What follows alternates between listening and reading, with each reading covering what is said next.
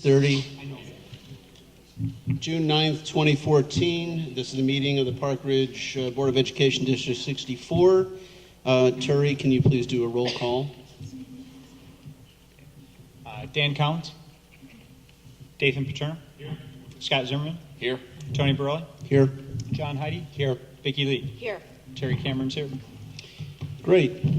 This is the first meeting of the month of June. We have 2 meetings this month, and next meeting will be significant in the sense that we have some senior members of the administration who will be departing, and we'll make some comments at that time for those folks in appreciation of their efforts over the many years. Tonight we have various things that are going to be coming before the board. And Dr. Bender, I think you can start off with the first 2. Thank you, Dr. Borelli. First item this evening is the appointment of the Director of Special Education and Pupil Services for School District 64. This evening, the recommendation coming from the board is for candidate Jane Boyd. And tell you a little bit about Jane. We'll have her stand here in just a couple of minutes. First of all, a little bit about the process. Candidates who came before administration were screened twice by Joel Martin, Assistant Sup for HR, Dr. Hinton, Assistant Sup for Student Learning, Jim Even, Director of Special Ed Pupil Services, and Dr. Kevin Dwyer, Principal of Roosevelt Elementary, along with Susan Walsh of Field and Dr. Jim Morrison of Emerson. 3 candidates were then invited to be interviewed by a final interview committee consisting of the similar group, along with incoming Superintendent Dr. Lori Hines, Kathleen Pansini, Kitty McGrath, and Deborah Morris, and school psych Patrick Swanson, school nurse Margaret Potofsky-Tamari, and special ed facilitator Nancy Jensen. After a number of feedbacks from those committees, the position was offered to Jane. So just a little bit about her. She began her professional career as a middle school math teacher at Chute Middle School in Evanston back in 1982. After that, she served as a special education teacher at the same school. And then for the next 12 years, she was a middle school and elementary special ed teacher in Joliet, West Chicago, and West Aurora. In 1998, she accepted the position of assistant principal at Hull Elementary School in West Aurora. And then after a year of that, she moved into student services supervisory position for Indian Prairie School District 204. And in 2000, she accepted the position of principal at the public day school for Kendall County Special Ed Cooperative. She also served as the assistant director of student services for Batavia District 101 until 2007. Just a brief summary of some of her accomplishments. She is directing all special ed programming for District 33, coaching, overseeing the implementation of problem solving and RTI services in 33. She's been overseeing curriculum implementation, discipline, and classroom management for Kendall County Ed Cooperative, advising staff on legal requirements, IDEA 504s, you name it, Jane has done it. And very, very pleased to have her. She is a graduate of Northern Illinois University, National Louis and Pace University in Pleasantville, New York. So this evening, we bring to the board the candidate for Director of Special Education and Student Services for District 64, Mrs. Jane Boyd. Thank you, Dr. Bender. As this is an action item, I'd ask anybody in the audience if they have any statements to make. And not seeing any, I ask the board if there's any discussion that'd like to be carried out or questions to be asked. And not hearing any, I'd like to propose someone to make a motion, and we'll follow a second, we'll follow by a vote. I move that the Board of Education Community Consolidated Now I move that the Board of Education and Community Consolidated School District 64, Park Ridge-Niles, Illinois, approve the appointment of Jane Boyd as the Director of Special Ed Pupil Services beginning July 1, 2014 through June 30, 2015. Second. Thank you, Scott. How about if we start on Vicky's side? Aye. Aye. Aye. Yes. Aye. Okay. Congratulations, Ms. Boyd. Mrs. Boyd, if you'd like to stand so everybody can kind of see who you are. We would like to thank you again for coming this evening and being here for this moment. We certainly appreciate that, and I know that the staff here will certainly look forward, as well as the board, working with you in the years to come. Thank you. Got it. Dr. Bender, we have one more for you. Yes, we do. This evening, we are bringing forth the recommendation for the principal of Washington Elementary School. There was a pool of candidates that were screened twice by Mr. Martin and by Dr. Hinton, as well as Susan Walsh of Field, Dr. Murray of Lincoln, and the former principal of Washington Elementary School currently, Jessica Hutchinson. As a result of that trying process, 2 candidates emerged and were invited to interview with a committee of similar individuals, this time including incoming superintendent Dr. Lori Hines, Washington teachers Kelly Melsey, Kathy Lucas, George Luxton, and Washington parents Bridget Arena and Lori Jimbarbery. After those committee interviews, site visits were conducted for those 2 candidates by Dr. Hines, Dr. Hinton, Mr. Martin, and Ms. Walsh. At that point in time, after those visits, the group felt very strongly on the appointment this evening of current split assistant principal for Franklin and Carpenter, Mrs. Stephanie Daly. Stephanie began her educational career as an inclusion resource special ed teacher at Unit District 46 out in Bartlett.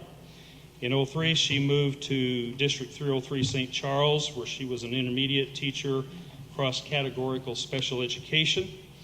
She also took a position as a 4th, 5th grade looping teacher and district instructional specialist in Glenview 34, where she served for 4 years. Then she accepted the position of teacher on assignment as an assistant to the principal of Atia Middle School in District 34.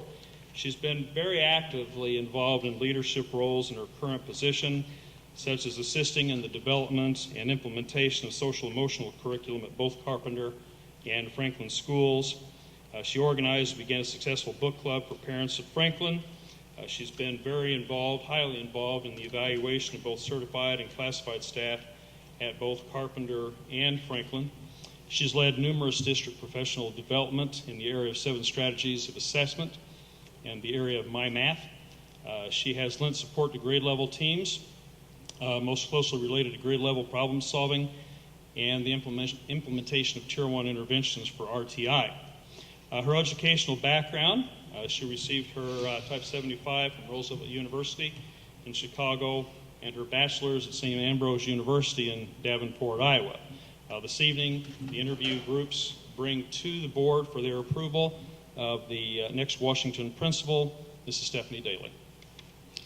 Thank you, Dr. Bender. And again, this is an action item, so I ask anybody in the audience if they have any comments to make.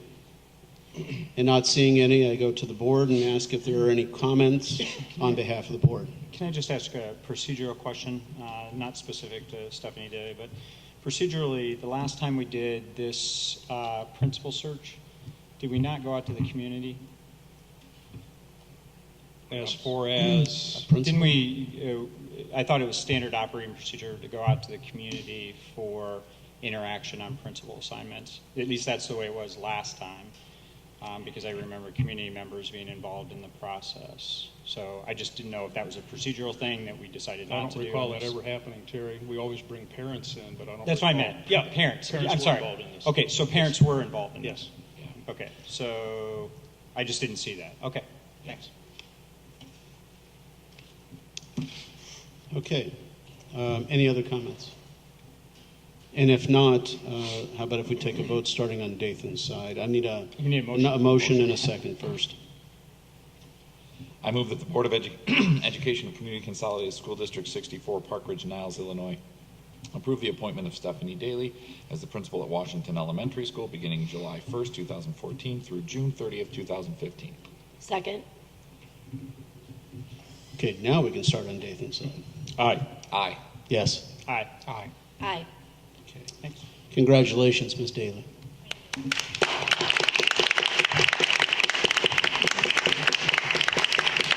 Nice to see you. Well, we welcome you to the fold and look for big things coming out of Washington next year. Thank you. As per our agenda, we always have a section on the agenda for public comments. We have some new folks who have just been admitted to the administration. Now we open it up for our standard board public comments for standard board meetings. So if anybody would like to make any comments on items not on the current agenda, please step forward.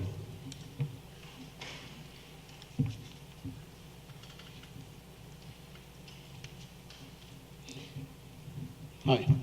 Hello. Hello. Okay.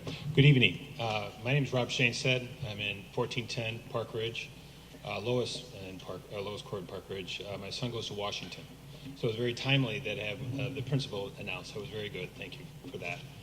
The overall question I had is: this is going to be the fourth principal at Washington, obviously, in the last 4 years. Every year we've had a new principal. Is that a concern for the board? We looked as to why. As a general manager in one of the Fortune 100 companies, if I ever have a turnover like that, I'll be in that department trying to figure out what's going on culturally or whatever is going on. I have talked to some members of the administration off the record. I've talked to teachers, some teachers off the record, and parents off the record. And I do believe that there is some smoke. And so I'm not going to sit up here and just start pontificating that I know the answers, because I would be wrong and it's hearsay. But what I am saying is that it's more than just, oh, well, just circumstance. Because that's why I was poking around, is trying to figure out, is this just circumstance every 4 years? I mean, every year you had one for 4 years? It seems a little strange. And it doesn't quite seem to be just circumstance. So, not to be an alarmist, everyone's got issues. I mean, nothing's perfect everywhere. But has the board looked at that? And if not, can I ask them to, in an independent manner, to maybe survey, parents and administration and, the teachers as well, obviously, and get some maybe anonymous, confidential, but actionable feedback from Washington. Thank you. Thank you. I don't have necessarily an answer to that, other than the sense that certainly the board through the administration is, we have a great desire for stability in the administration, obviously. We can't control the individuals who are specific, and they certainly have the opportunity of going to other districts or doing whatever. Though one of the terms that you speak of in the last 4 years, one was an interim principal. So we really have one individual who really was a turnover, and that's our latest principal, Ms. Hutchinson. So, but we certainly take these thoughts into account, and we certainly look for stability and consistency. But it'll certainly be up to our administration to look into the backgrounds and to make certain there is no smoke, as you say. Thank you. Any other comments? Yeah, I guess just to ask a point of clarification on this, make sure my memory of the history of Washington principals is correct. We had a long-term principal, a reasonably long-term principal at Washington, who left to take essentially a promotion in another district.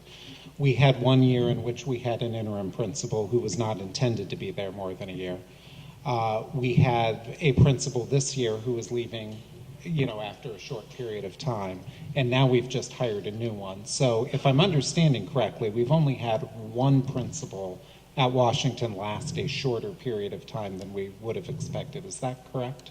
That is correct. Okay, thank you. And we received the notice of the long-term principal retiring pretty late in the season, so to speak, where we sort of made a strategic decision, let's go with an interim so that we could have a quality search. I do recall that. So we were inevitably going to have 3 in 3 years, and it's unfortunate it's 4 in 4 years, but I completely agree that I'd like to hear a little more, and maybe that's something, I'd like to hear back at some point in time from the administration what your thoughts are on that matter in terms of, should surveys be, or what is the approach? I'm no expert in how to remedy a situation like that. I don't even know I know all the details, but I'd love to hear some thoughts from administration at some point in time in the future. Okay. The next item on our agenda is the approval of merit-based compensation for building and district administrators. Dr. Bender. Thank you, Dr. Borelli. Over a year ago, the Board of Education began looking at the possibility of utilizing merit for base pay for administrators, actually for all employees of the district. And we knew that we had a tool in place, and so this past year has been the first year for beginning to utilize the program of merit pay for base increases for administrators and district level administration. And it was very interesting this year. This was the second year of a state approved evaluation system for administration where goal setting and student achievement was put into place. So as you can imagine, the first year, last year, was a little bit more experimental. This year was a little bit more consistent in the way goals were established and the process of meeting those goals. Over the year, we developed a rubric, we meaning myself, district administrators, and principals, a rubric that would match up with the categories on the evaluation instrument. And based on those instruments on the rubric, we were able to mathematically develop scores for achievement for our administrators this year with a merit base at the top end of 2.75% and a bottom end of 2.7 or 2.0%. That range given basically out of some preliminary discussion that had occurred a year ago and previously with the board itself. So tonight we bring to the board the merit-based pay recommendation for current members of that particular group. And the average across that group averages out at 2.56%. So based on that information and a spreadsheet that I had sent to the board a week ago with those figures, we asked that the board consider the approval of this merit-based program this year. Thank you, Dr. Bender. It's open to the board for discussion and comments. Just so the assistant principal that we just approved for Washington is not in this list, right? That's and correct. Is that because of the promotion? Right. Okay, just wanted to check. I just want to clarify, not for my own, but for everybody else, that these increases are absent any step or lane increases, correct? That is correct. Right. So this is the maximum of the raise that they would be getting. That's right. it. That's the only thing I just No, and I'm wanted glad to- you mentioned that, Yeah. Dave, and that's a very important piece. Which is different than other raises. Yes, very different. You know, we spent a year, Dr. Bender spent a year working on this merit-based piece, and while I applaud all the efforts by all administrators and building principals and building staff, I'm personally not sold yet on this merit system. So my objection is not necessarily to the raise, but to the system on which they were evaluated. But I guess we'll take a vote on that in a second. So any other comments? And if not, I'll need a motion in a second. I move that the Board of Education of Community Consolidated School District 64, Ridge-Niles, Illinois, approve the salary increases for administrators as presented. A second? Second. Thank you, Vicki. And how about if we start on Vicki's side? Aye. Aye. Aye. No? Aye. Aye. Okay. Very good.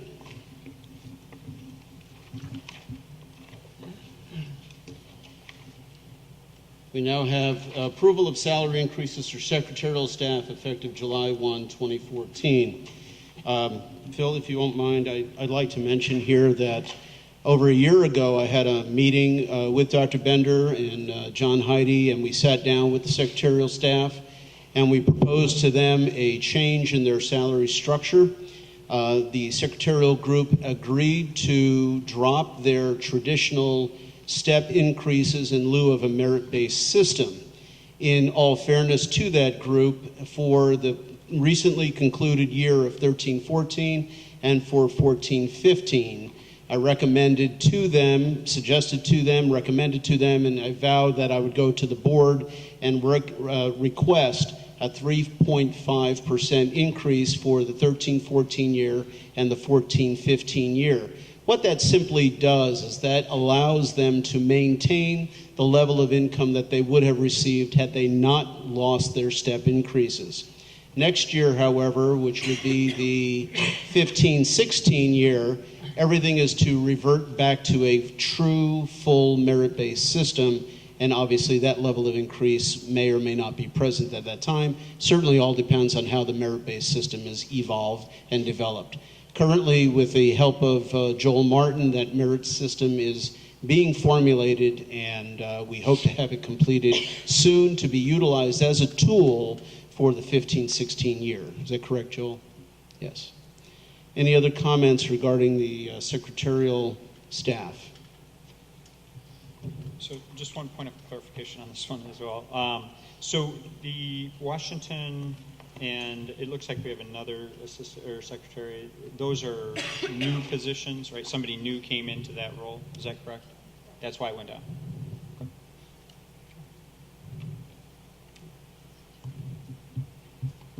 So if we need a motion, if there's no comments, we need a motion and a second. I move that the Board of Education of Community Consolidated School District 64, Park Ridge, Niles, Illinois, approve the salary increases for the secretarial staff effective July 1, 2014. Thank you. Second? Second. Okay. And we'll start on Dathan's side. No. Aye. Yes. Yes. Aye. Aye. Thank you.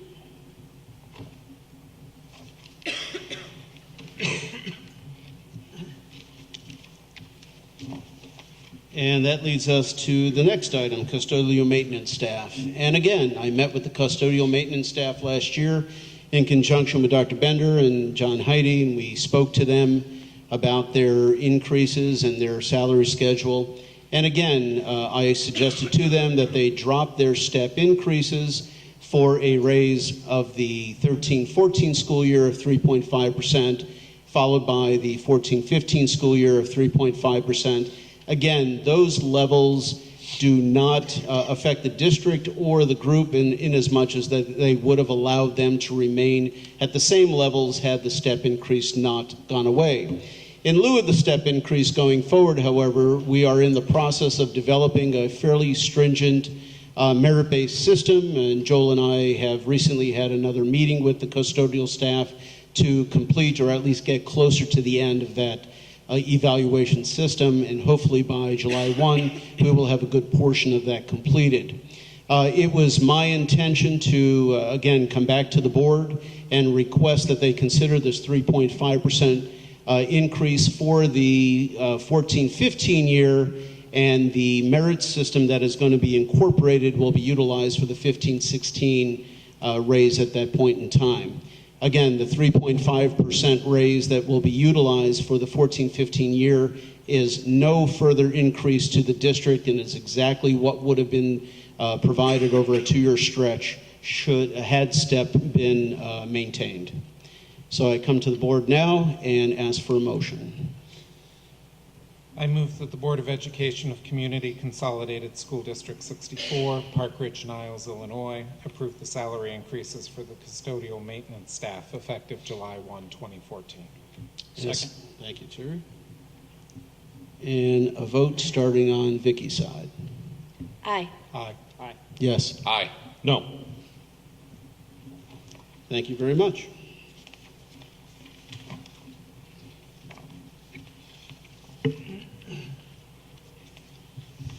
And we have an approval of salary increase for the exempt staff effective July 1. Dr. Bender? Yes, this is very similar to some of the others. Based upon previous conversations with the board, administration is recommending across the board salary increase of 2% for all exempt employees effective July 1st. Any discussion on the part of the board? Will this be like the others where we're eventually developing a merit-based rubric for these Yes. individuals? Yes. Okay. I just wanted to make sure that my thought was correct. And is that in the same time frame? So July 1? It is, Okay. okay, any further discussion? And if not, we'll need a motion and a second. I move that the Board of Education of Community Consolidated School District 64, Park Ridge, Niles, Illinois, approve the salary increases for the exempt staff effective July 1, 2014. Second? Second. Okay, start on Dathan's side. Yes. Aye. Yes, Aye. Aye. Aye. very good.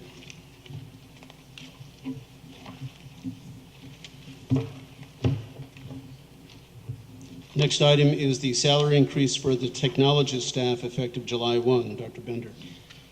Yes, Dr. Burley. Again, based on conversations with the board over time, administration once again is recommending a base hourly increase of 2% for District 64 technologists effective July 1, 2014. This, again, similar to the exempt staff, will also fall under the merit system, merit tool yesterday. Is that correct? Yes, next year. That should all be in place. And I believe that's it. Very similar. And just as a point of reference, there's no step increase for this group. Correct. There's not. Yeah. Or lane. No. Orlando. We'll need a motion. I move that the Board of Education of Community Consolidated School District 64, Park Ridge, Niles, Illinois, approve the salary increases for the technologist staff effective July 1, 2014. Second? Second. Thank you.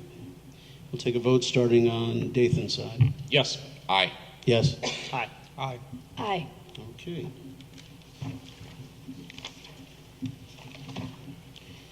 Salary increases for the hourly staff effective July 1, 2014. Dr. Bender. Okay, this one's a little different from the ones that we've spoke before. If you remember, we had quite a discussion on this particular topic last year, and we had established entry-level hourly rates for these individuals. And last year, we did some adjustments, so to speak, on those hourly rates, and they were frozen at that level last year. It is the administration's recommendation that for this year that we honor a 2% increase on those hourly wages with the exception of the starting hourly rates which would not change. Again, this group would not be subject to any of the issues that we've talked about. These are lunchroom workers, these are hourly individuals, and merit would not apply to them at this time. And of course, there is no step in lane. Okay, so can I just ask a question though? Then, Sure. so are we increasing the rate of $12 plus 2%? Because the way we're increasing the hourly, right, of these folks that are current, but we're not increasing, then the base will still stay the same. Okay, got it.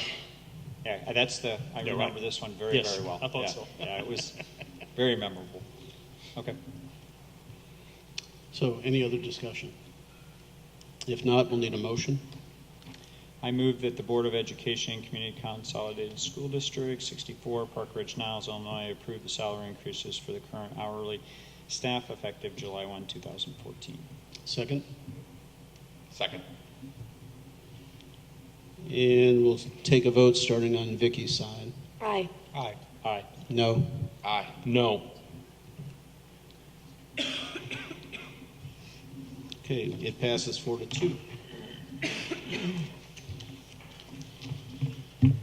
And before we get into the merit award program, I just want to mention I failed to state at the beginning that the board will go into closed session at the conclusion of the open session to discuss matters 5 Illinois Compiled Statute 122C11, future litigation.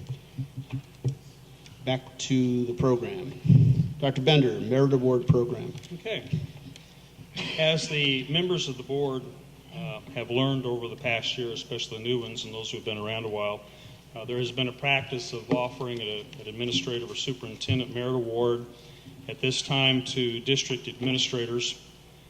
We have found the program has been in place for at least 20 years, and it has allowed the superintendent, whoever was here, to honor individuals with a one-time only cash award ranging anywhere from $500 to $2,500 based on exemplary performance and leadership.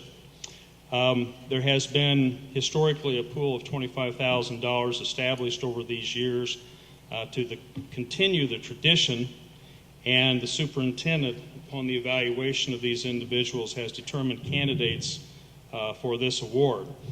The action item tonight is for the board to approve this award program again for this year. If it is so approved by the board, then at that time we will announce the winners and what they are being represented for.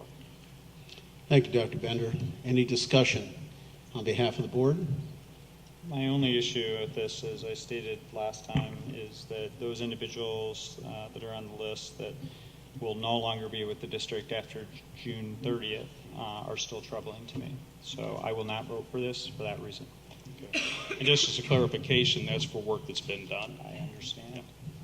They won't be here after June 30th. I also feel that the intent of the program has drifted from its original purpose.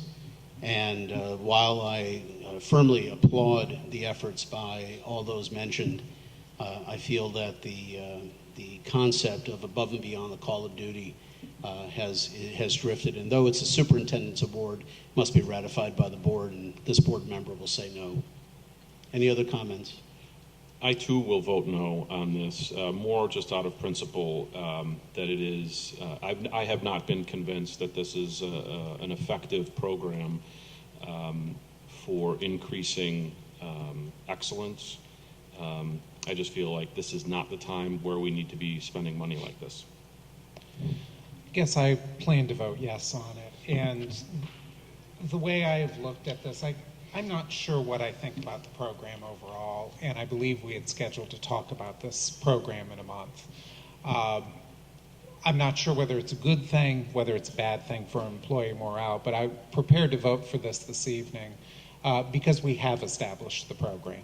And I don't think it is right to establish the program, ask the superintendent to make his recommendations, and then vote down his recommendations. I'd say if we want to kill the program, we should kill the program next month, but having created the program for this year, even though I understand, those of us currently on the board weren't the ones who created it, but we also did not kill it a year ago. Having allowed the program to be created, I plan to defer to the superintendent and endorse his recommendations. Yeah, let me clarify that my voting no has absolutely nothing to do with the specific recommendations of the superintendent. For me, this is a disapproval of the program itself. It's more of that, has nothing to do with the specific recommendations. If I were to support the program, I would 100% support and defer to the superintendent's viewpoint on that. Although I understand that there are some legitimate concerns about it. I guess I tend to concern myself that a vote of no at this time would be probably more demoralizing than maybe we're willing to accept, because for 1 year I think there is a group of employees who has been working thinking if I work really, really hard I might be eligible for this. And to take it away at the 11th hour doesn't strike me as what I think we ought to do. I understand all the complaints, and I welcome a discussion of the impact of this program, because if it is motivating, I like the idea, and if it isn't, I want to get rid of it. However, I think we should have had that discussion last July as opposed to right now, and I think we ought to, we'll have it going forward, and I think I'm skeptical of this program, but right now, I'm inclined to defer to the individual we hire to make these decisions. Any other discussion? And if not, I will need a motion. I'd like to amend the motion, if I Sure. could. So I'd like to amend the motion by, let's see here. So taking out Terry Bresnahan as well as Jim Evans. And I will vote yes. That's the case. Well, we have a motion, revised motion. We'll need that was presented, we'll need a second on that. Is there a second to Terry's motion?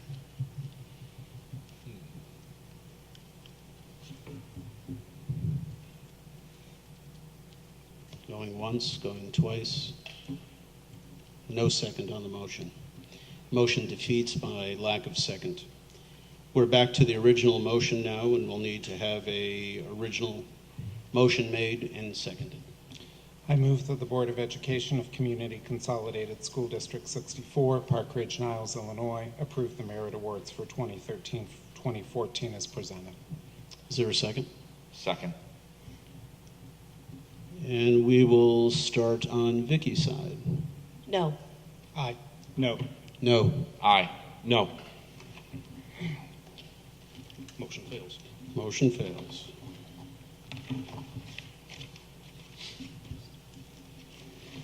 You know, Tony, I guess I'd make one other comment, and that is, as a general issue, I think one issue this board needs to work on, and I hope we will over the coming months, is kind of a more coherent plan as far as how we compensate and motivate our staff. One of the things that I worried about is that, well, I can't say the program we have already is particularly good or bad. I'm not really qualified to say, and I'd love to look at it. Like I said, I'm not even sure this thing that I just moved was a particularly good program. But I'm increasingly concerned by the board's tendency to yank programs or expectations at the last minute and fail to vote for things that I think employees would legitimately have expected to have continued and going forward. That strikes me as particularly demoralizing. It also strikes me as micromanagement. It seems to me at a policy level, we need to figure out what our policy is. We need to then let our superintendent implement that policy. And we need to back off of the micromanagement of, you know, individual people's bonuses and pay increases. So although I agree with that, John, I think at the last board meeting, I was pretty clear that if this came back up, that if those two individuals were on that list, that I would not vote for it. So although I appreciate the comment and I appreciate the recommendation coming back, I will say that it came back in the exact same way that it was here last month, and that's why it didn't get voted for. And I also agree with the comments and appreciate it, but I thought we had a very healthy discussion, and I just don't think it's the right time. I didn't feel comfortable with the amount of money, with everything going on in the district. And it was nothing against the people. There, you know, if we had an unlimited supply of money, I would love everyone to get bonuses. So I do think we talked about it pretty extensively at the last meeting. Well, not only last meeting, but, you know, last year, last July or August, when we had a discussion on this, we had a significant, lengthy discussion that I thought defined the parameters that the board was looking for. And those parameters, I find no evidence of those parameters in this presentation. So for the reasons that I stated, I think that we've drifted away. But you're right, John. I think going forward, I think we need to have a well-defined plan, one that we agreed with. And I thought that we had some level of agreement about a year ago, and it somehow evolved from that. So for that reason, I voted no. But yes, going forward, we should have a plan, and I thought we did. And I will remind the board that as it is set, this is a superintendent merit award, not a board award. And the board made it very clear tonight that the intent was to micromanage the process. So I'm sorry for those who were recommended. So once again, I'm happy to look at this again at the next board meeting with kind of these kind of criteria that I talked about. And so if, because I do feel like those individuals were, you know, sort of, they shouldn't have been excluded, and they should have been excluded, but they weren't. So I'm happy to take it up again next month, or the end of this month. Alrighty. Can I ask a question, please? Mr. Cameron, what does it mean? Again, I stated that this is a superintendent award, not a board award, but yet you want to micromanage the process and tell us how to do it. So Are you saying that what you want to do on the 23rd is bring back the process for the superintendent from which to do this award? If this is a motion that comes up for next month, or next discussion, or next meeting, I am happy to review it, again, with the two individuals that will no longer be with the district on the date that the payment goes out and the recognition takes place. I will vote for this. But a matter of principle, if somebody has resigned from the district, they should not be getting a spot award or a bonus award. While I can respect Terry's opinion, I have to respect Dr. Bender. You know, in all fairness, he's made his decision, and I fully expect him to stick with that. Yep. So We will not bring it back. We will not bring it back. Yeah, I didn't think you were attempting to bring that back, and nor would I expect you. All right, Dr. Bender. Next up, we have, I believe, we're going to have a demonstration on the new website. Dr. Bresnahan will make a presentation along with Ms. Tram. And I think what you're going to see, first of all, the website is considerably further ahead than what was originally anticipated. And the groups of individuals that have been working on this have been working very, very hard to make sure that the rollout date of July 1 or June 30th is certainly on time. And I believe we've actually exceeded that. So I'm going to turn it over to these ladies, and they're going to give the board a quick preview of what's to come with the District 64 website. Terry?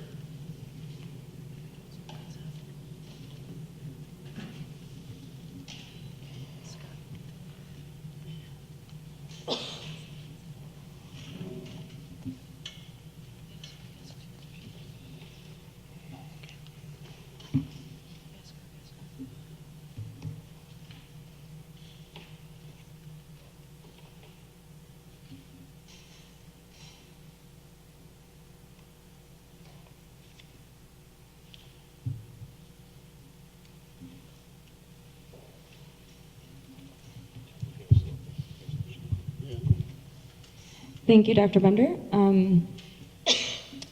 We are excited tonight to give the board a sneak peek of the new website. And I'd first like to start by thanking a couple of people, actually several people who have done a tremendous job and put in a lot of time and effort into this process to get us to the point where we are today. So first, huge kudos to Ms. Tram, who has done a fabulous job from the beginning of our strategic analysis work with American Eagle, all of our focus groups, reaching out to all of our stakeholders. It's been a vital part of getting us to where we are today. And Miss Allison Blum, our videographer extraordinaire, but also a key person in developing this and working with our new provider, Campus Suite, to make sure that everything is up and ready to go for the final unveiling. So what you are seeing is, as we said, a preview of the website. It's not 100%, but it's in very good shape, and we hope that in the next coming couple of weeks, the finishing touches will be finalized, and we'll be ready to unveil it to the public.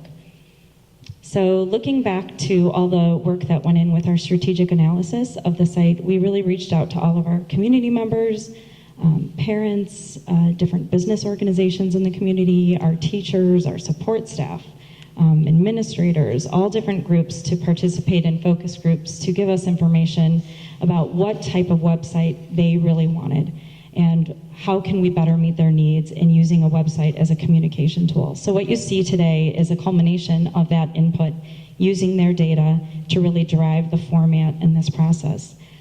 There's been several updates and opportunities for the board along the way as well to give their input and to help guide us in this process. So with that, Ms. Tram, if you have anything else to add, and then we can begin the preview. I also wanted to talk about the analysis, just to add on American Eagle's work. They did a statistical analysis of our website by tracking traffic for over a year to see where people were actually going and visiting. And then they also did a much more detailed one over a 30-day period that specifically mapped where people were going.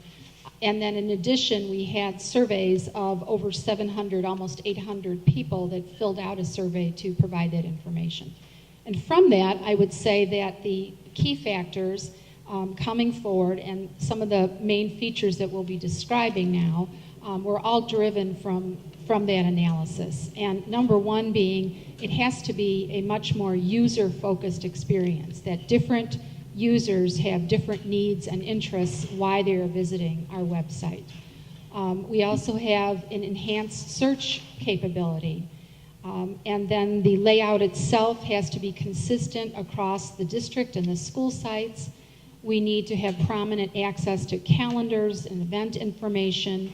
The design also has to be responsive, so whether you're looking at it on your cell phone, a laptop, a notepad, or a desktop, it's going to look good for you and you'll be able to access the information you need.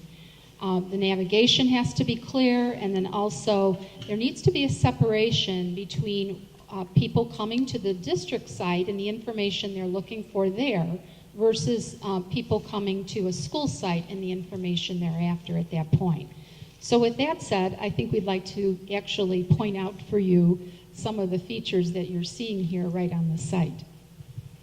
Sure. So one of the prominent things that you'll see right across the top is this green bar that says "Welcome to the Board of Education website sneak preview," and basically that is an alert bar, and we're just using this verbiage up here as an example. But if there was an alert that needed to go out district-wide, this is the method that we would choose to do it. So if there was no alert, that little bar would disappear and it would no longer be present.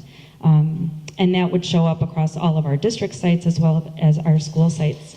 Additionally, there is another informational banner down across here that's not necessarily for urgent alerts, but more for informational reminders to draw attention to specific things that parents or other community members need to be aware of. Working down from the alert bar, you'll notice that we have a new district logo. Our district name stands prominent at the top of the site, and then you'll see here our pinwheel, or as Ms. Tram likes to say, our fanning pages of a book moving, rotating around. And each of them is a separate color. You'll notice that there are 8 spokes and 8 colors representing each of our 8 buildings. And as we go through the site, you'll see that each of the colors coordinates with the school buildings pages as well. We have a quick link to employment as well as contact, as well as getting out to our Facebook presence. And as Ms. Tram said, we have our enhanced search capability prominent up at the top for our users to take advantage of there if they need to find something quickly.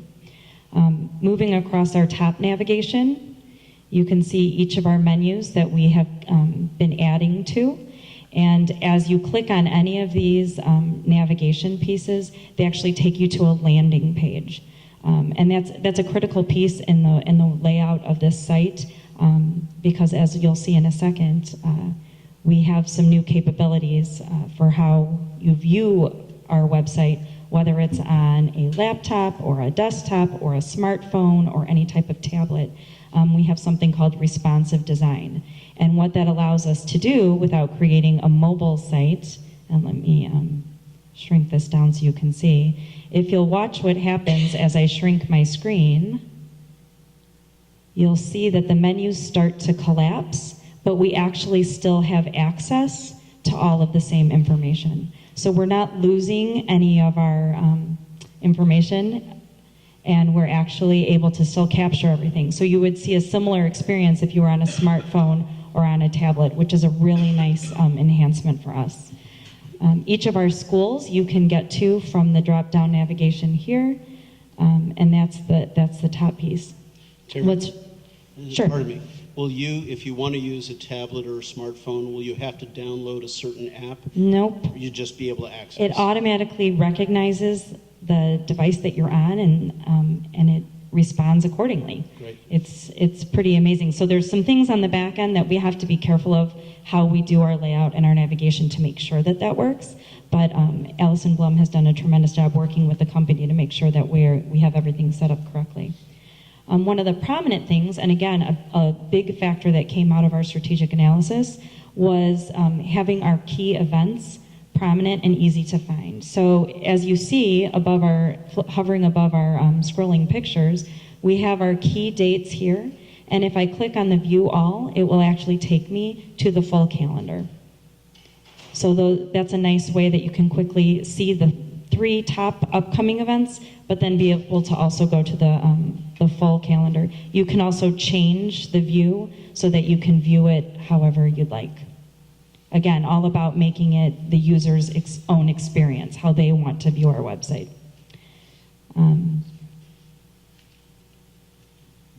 Anything you wanted to add on this section? If I can ask a question on the calendar, Yes. that would be a district-wide calendar, correct? We have several layers of calendars. So from the district page, we have a district-wide calendar. Each building will also have its own public-facing calendar. That's exactly And there what I may was- be, exactly, so there may be some events that are specific only to each building, but there may be events that overlap. And we'll be working, as an organization to make sure that everything's posted in the correct way. That's great. And one of the other really nice features is that you can also subscribe to our calendars. So if you want to have our calendars automatically feed into yours, you can subscribe to it and populate your own calendars with our events, which is, again, nice to push out information rather than always having to come back here to get new information. So now as we move down the page, you're going to see something that we are very thrilled about. And as I mentioned at the outset, different people have different interests about why they're coming to our site. And this feature on the left is a resource menu. And so it's divided among the 4 main groups of people in our building, or not our building, but in our district, excuse me, and also separating it between I want to do something or tell me about some information that maybe we would like to suggest to them. So we populated it to begin with some information that we know came up very, very frequently in the reports that were compiled for us by American Eagle. So you will see under the parent menu, I want to find a teacher's web page is a very critical piece. Register a new student becomes key to us as we move into the summer months. See a middle school lunch menu, very important information. Paying student fees, our chief school business official has asked for that link. Find bus information, we know as we move to the summer is very big, and so forth and so on. And then tell me about, we know summer school is a hot topic right now, alerts and emergency information, 21st century learning, and so forth. These are totally changeable, and we can change them whenever we want and to whatever links we want to put in. And it changes. So students, for example, their menu, their resource menu, is going to look very different than a parent would. So some of it is I want to add money to my lunch account, or I want to log into my Google account for schoolwork, or I want to access online textbooks or find online resources, or tell me about what's for lunch at my middle school or surviving middle school. So these are some things that we know, again, that are very driven by our students. Community also has its own menu. Some things may overlap, but some things might be discrete just for a particular group. And then staff also has its own menu bar. On community, I put in, for example, file a FOIA request or watch a board meeting video. Find out when the Board of Education meets, things like that are maybe more interesting to the community as a whole. And staff has other information, apply for an ELF grant, or log into their Google account, or read recent Board of Education meeting news. So this is a really great feature that we're going to be able to keep very fresh and change as we adapt, as we get questions that come in, or we know as we move through month by month, things come up in our calendar naturally through the year, we're going to be able to take control of that. And then the feature on the right is our news feed. And this brings the top 3 stories, the most recent 3 stories that we've published, and it allows us to scroll through them. It also includes a teaser for the first time, a subhead with again, people being able to just scan really quickly, is this something I'm interested in? If they are, they can click on the story itself to take them out to the story, or they can view a news feed of all of our news and go back as far as they would like. Bernadette, as you know, I'm very intrigued by these last areas. It seems like there is a limitation on the number of bullet points that you can have.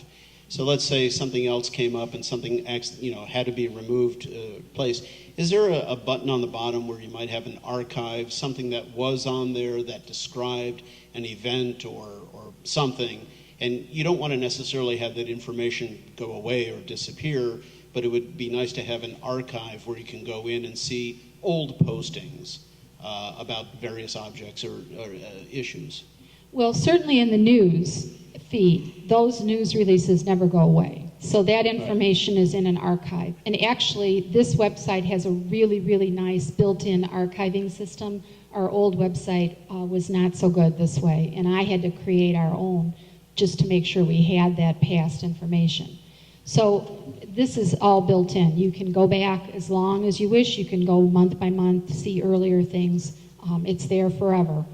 As far as the resource menus, those basically are linking out to different pages or places where information exists somewhere else on the website, typically. Yeah. So it's making it super quick and easy for someone to target right into that information. It's not that the information doesn't exist anywhere else, it's just giving them a super shortcut right to their top needs. Well, I hate to lose that super shortcut, though. That's why I say, is there a way to archive that fast track? I think, again, as we get experience with what our users are telling us, we'll know more in terms of what kind of traffic we're seeing on some of the pages. And we know, like, for example, we'll be putting on the school pages. I should mention, each school website has the ability to control theirs as well. So there may be some common ones that the district has. Right now, we push them out to the schools, but the schools are going to have their ability to put their own. So they're going to have my school supply list. That's going to be a top one. When we take you to a school site, you'll be able to see that. And they're going to have issues and concerns and items that are going to be important to them. Maybe a hot link right there to tell me about the PTO event, family event this week, or something of that sort where they're going to be able to shift very quickly into important things for them. Bernadette, when this rolls out officially, will there be somewhere on the website that can garner comments from the public who are seeing this? In other words, will there be some kind of an invitation for people to maybe post some comments or suggestions or something? Will that be available? That's an interesting idea, to have something especially done that way, and I think we could certainly incorporate it in the what we're doing initially to communicate with parents. On an ongoing basis, in the contact page, if you switch to that, we've added a button there you go, just a little bit more. Questions, I could change, it says question to email me with questions. Right now I do that function on our current website. This makes it even more prominent. And I could certainly put down comments as well, questions or comments, email me, so that I get them in and then I'm able to either answer them or distribute them for answer to someone who knows more about a subject. But I like that idea, Dr. Bender, and I think we can incorporate that. I'd suggest you make it the website comments to narrow down the comments. We get comments about everything. Yeah, that's why I'm saying website comments. I mean, seriously, we take comments about all manner of questions that come through that people, we get a lot of prospective people to the community too that are looking for more information. Anyway, moving on to the lower part of the website, I'll let Dr. Bresnahan lead you through this.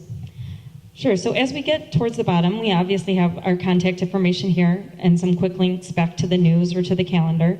One of the options that we have down here, as you'll see, we have each of our 4 buildings represented, and these are all links to take us directly to the schools, so we could get to them through these links if we wanted to.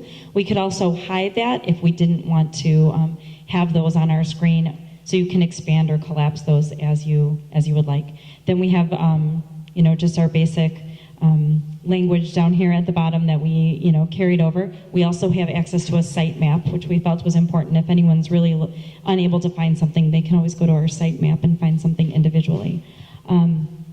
So now I'm actually going to take you to one of our schools. So again, we can click here, and that can take us directly there. Or as you notice here, this navigation bar at the top is what we have coined a sticky navigation bar. So it sticks as we scroll. So you have access to all of these drop-down menus regardless of where you are in the page. So we can go from here. We're going to go to Roosevelt, since that is Miss Blum's school, and she's done a lot of work on this site already. So as you can see, the alert bar stays on this page as well. It's a district-wide alert.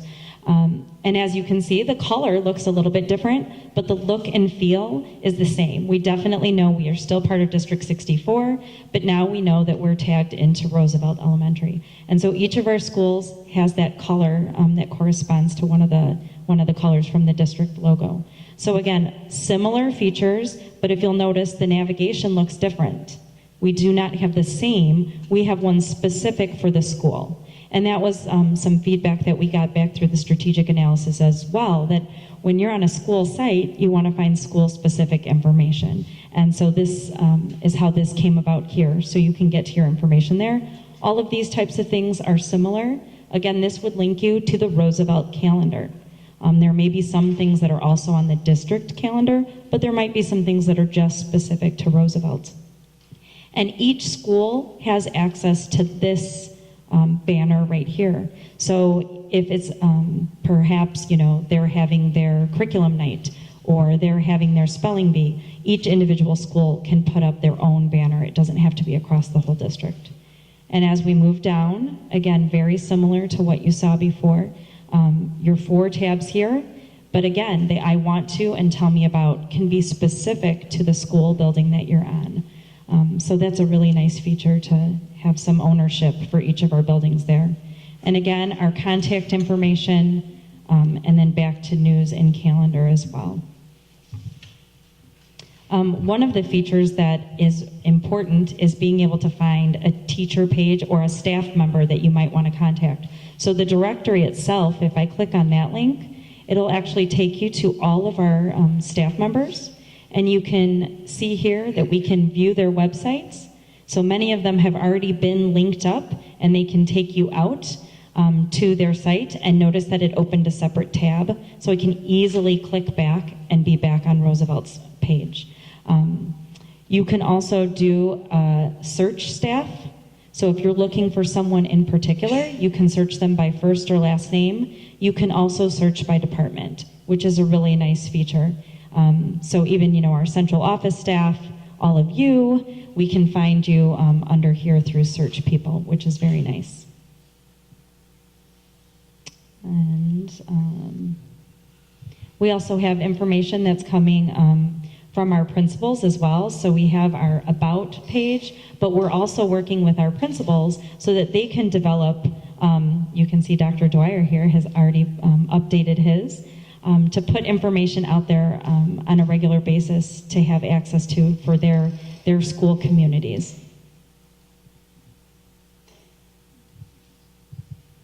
Sure, so just briefly, I'll just take you quickly so you can get a sneak peek of each of the buildings. So there's Carpenter. Again, same look and feel. All you're really noticing is different pictures and a different highlight color. I'll actually scroll down so you don't see that alert bar. That's Field. And now on to Franklin. And these are school-specific pictures. So our instructional technology coaches actually went and took pictures at each of their own buildings and sent them so that we could have our own students' faces on our websites. There's Washington. We have Emerson. Lincoln. And Jefferson. So all of our schools are represented, and then you can also get back to our district's homepage from this menu as well.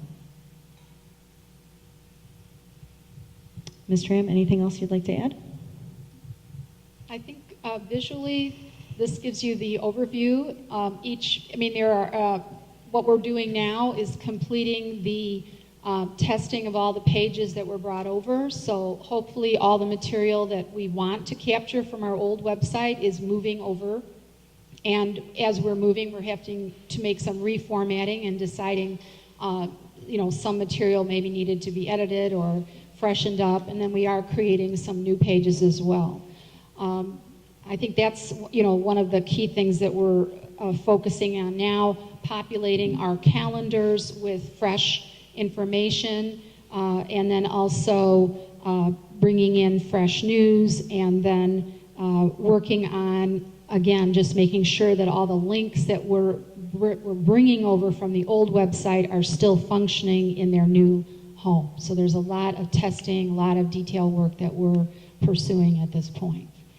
If you would like, I can move into just a couple of closing things in terms of our training. We've had a great training already for our principals and assistant principals and for our building webmasters. We've also had our school secretaries trained on the calendar and event features that will be utilized in the new website. They are working on, as Dr. Bresnahan said, a public Google Calendar for each school that will feed into the website very prominently. The instructional technology coaches also have been working with teachers that may have been using websites provided by our former company, Power IT, because those websites have to be recreated. So most have been shifting over to Google Sites, and actually Dr. Bresnahan's memo of information that's included in your board packet tonight discusses some of that work as well, and the very major efforts that have been underway there. As we move into our launch mode in approximately 2 weeks, as you know, we have a firm, fast deadline of June 30th, so we anticipate making the transition around June 24th, it would be 2 weeks from tomorrow, and feel that we should be pretty well prepared, that we have done our best efforts to bring everything over that needs to be and try to create a fresh face on a lot of material that's there. That is not to say that this website is perfect or complete, because part of what we're doing now is having fun with our new tool and trying to plan on developing a lot of additional information as we go through the summer, prepare for the start of school, use some of these new features that we have, and then get feedback from stakeholders as they are using it more and more as we move into that back to school mode particularly, and try to gather that on a regular basis so that we can have a site that is extremely functional and satisfies our users in a much more vigorous manner than we think we were doing previously. This is a vast improvement. That is a very good job. It's just a much cleaner look, and just the presence of the kids there rather than the colors that we had on the previous website. It just kind of gives just a whole different vibe. So very nice, very nice. It really does. Would you? Do you have the capability in your presentation here to go into the financial area?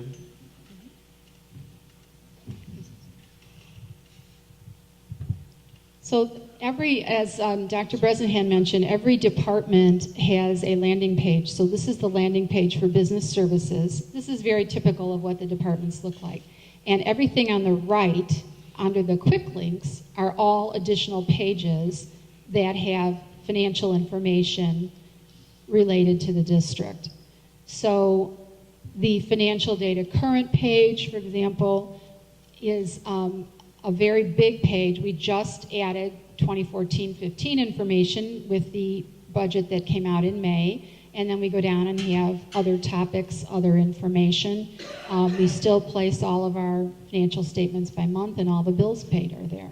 And we go back on financial data prior years. A companion page to this has pretty much our information going back about 5 or 6 years. For anyone who would like to delve that far, they have it all at their fingertips. Again, it's not that this is different or new information, but it looks a whole lot better in terms of it's easy to use and understand what you're looking at and think about accessing it. Is that searchable then as well? Okay, so you can search Yeah. on any keyword that might be in that financial section, or do you get any keyword? Any keywords that are on the website, but not within the not PDF within files. that section. Not within a PDF. Okay. Is Dan's summary sheet on there? That's in the board section, the Board of Education. It's under Board of Education goals. There you go. It's right at the top, Great, the handy overview. great. And then this is actually your goals going down further that we had before, and all the goals in your 4 areas. And people can access it either as a list that way, or if they want a PDF document, they have that choice as well. You know, I'm going through that financial area. Finances to me are always characterized by looking at graphs and bars and things like that. You can really, on a quick reflection, you can see comparisons pretty readily. Will there be spaces in the financial area to show relevant financial data such as days cash on hand or long-term budget projections, things that we get pictures of all the time? A dashboard effectively is what we're looking for. I think we talked about it at one time. I think we can be bringing that forward. We certainly had created some pages to look at last fall before we started on this project to transform the entire website. But we have that information. We can certainly bring it forward. And I think that the materials that Ms. Allard presents in her budget in May, she does have quite a few pie charts and things like that show sources and uses of funds that we can push onto the website as well. So a lot of it will be because the website will be easier for people to be trained on to use. You know, our hope is that the many departments that use our website and place information upon it will feel more comfortable creating material and sharing it in that way. Sure. So I don't mean to pick on just finances, but obviously student learning or any of the others that we have, facility management and so on, that have their own separate presence, technology and all the rest, will be able to place information on it more easily and have a feeling that they're getting better results with the time they're investing in that. Sure. Let me say, first of all, I'm very impressed. It's when I looked at the objectives and the challenges and everything in those documents, months ago, I thought it would be intriguing to see how you solve those problems, and I think you guys did a wonderful job making it easier to find information. So, first of all, hats off to you. I think it's fantastic. One thing I noticed, though, is there's a bit of a rebranding here where we've got a new logo and stuff like that. One quick question, is that going to follow through then on everything, meaning letterheads are going to be different, all that's changing? I mean, that's something I didn't know we were doing, and it's fine that we did it. I see your objective, but is that going to be something that's carried through on other aspects of the district? That's a conversation we've been having. We needed a unifying element for the website, and so we created a new one with the graphic designer. I shouldn't say we did. The graphic designer created the unifying element for us, and we adopted it for use on the website. We haven't made a final determination on whether it would be suitable for the district overall. It may be that there would be some effort to link it, perhaps if there was strategic planning that occurred again in sometime in the future, or if there is an outcry that everyone loves this and we would like to just continue. I mean, it is very effective. It does a lot for us. It has that unifying idea of the 8 schools, and but again, we are having an ongoing conversation about it. It was not an intention to make it the one and only at this time. I'd like to get some feedback on that, because I think having a consistent branding throughout is important to identify the district. Yeah, I would think as a parent or as anyone, it would be a little bit confusing, I guess, if I saw a letter that came to me, I went to the website and I got a whole different logo. I'd probably spend a few minutes going, wait, am I in the right spot? So I just think we ought to think about that quickly. I don't think we ought to let it go a long time where they're independent. Anyways, it was just a question I wanted to follow up on. The other question I wanted to follow up on, though, is why aren't the PDFs searchable? Because PDFs can have indexing behind them, and it's pretty easy to do. I'm wondering why our PDFs wouldn't be searchable. At this point, they were already created PDFs that have just been brought out, that have basically just been relinked. But- we have not indexed them and tagged them and done what's necessary to make them searchable. Going forward, will we? We Because- have that ability. That's time, so that will be for everyone to, if we want to go back and do that for all the PDFs and do that. That's something that can, be on the plate moving forward. Okay, I understand historic documents, but documents going forward that we create and put up there, those will be No. indexed, correct? I would hope so. I guess I would say, I think that's pretty important. I think it is. Because if I go in and do a keyword search, I would really be upset if I couldn't see that about, let's say, Franklin and HVAC, and I wrote those 2 words in a search, and I didn't see all the minutes and things we did for this project that's going on this summer. That would be disconcerting. I think that ought to become a priority, is the ability to search. And I'm not saying go back and do every PDF you've ever done. I get that's not practical. But I think anything going forward absolutely should, and we ought to try to take an approach or maybe a mini project where we could say, let's do some of the stuff that is relevant to today's type of questions, or 80% of today's And questions. it's probably a third-party quote to do that, wouldn't it? I mean, it seems like it's a pretty... Well, when you create a PDF from Word, Excel, PowerPoint, it will do it. It'll Well, I'm put just it in saying on the next- historical. Yeah, on and the historic I should don't be- think yeah. we have the staff really to go back and do that, but you'd have to have the outside group. Does the group we're working with do that? Not that, we have not asked the question, so that would be something that we could go back and get more information on. Yeah. Anyways, I just think it would be important. Overall, though, I mean, I'm very impressed. I think it's fantastic. I just think those are 2 elements we ought to think about, and that dashboard would be very helpful. I think, the ability to see Dan's charts and stuff would be good. Oh, it is in there? Yeah, the dash. Well, that's under board. That's under board. It's not under financial. I want to thank you for the unenviable task of loading all this old data. That can't possibly be easy, and I know it's cumbersome. And to Scott's comment, I think that this will, particularly over the next year, certainly be a living document as it's going to grow and morph and change as we get feedback and you put more time into it. So I feel that this is a wonderful introduction to where we're starting from, and it's a good jumping off point, but it's certainly not where we're going to end. One item I'd like to do that I know can be cumbersome is in viewing the videos of old board meetings. And one of the items I would like to have seen is some way to, if you bring up the agenda and you want to find something, you have to leave the agenda menu and go to the video, and you have to try and find the timing. And I'm wondering if there is some linking between the agenda item and the time on the video, so that you can find it relatively quickly instead of just scanning through the whole video, which sometimes can be cumbersome. Well, we do put a counter clock on the agenda, so it's shown. But I mean by- a direct link where you go to the agenda item and then you can Yeah. jump right to the video. No, The counter the- on the side does tell you where the agenda item starts, right? Mhm. And finishes. Right. Yeah, so that's kind of what Tony did for all. You want to click on that and then have it go right to the video. Exactly. The proposal that we brought to the board in April from Board Docs company to use their service for our board meetings would allow us to do that. But that feature is not provided under normal circumstances by our website. But if we were to use an outside provider like Board Docs, it does have that interlinking with the agenda and the video together. Gotcha. Any other comments? Well, thank you both. Appreciate it. The next item on our agenda is the board member vacancy issue.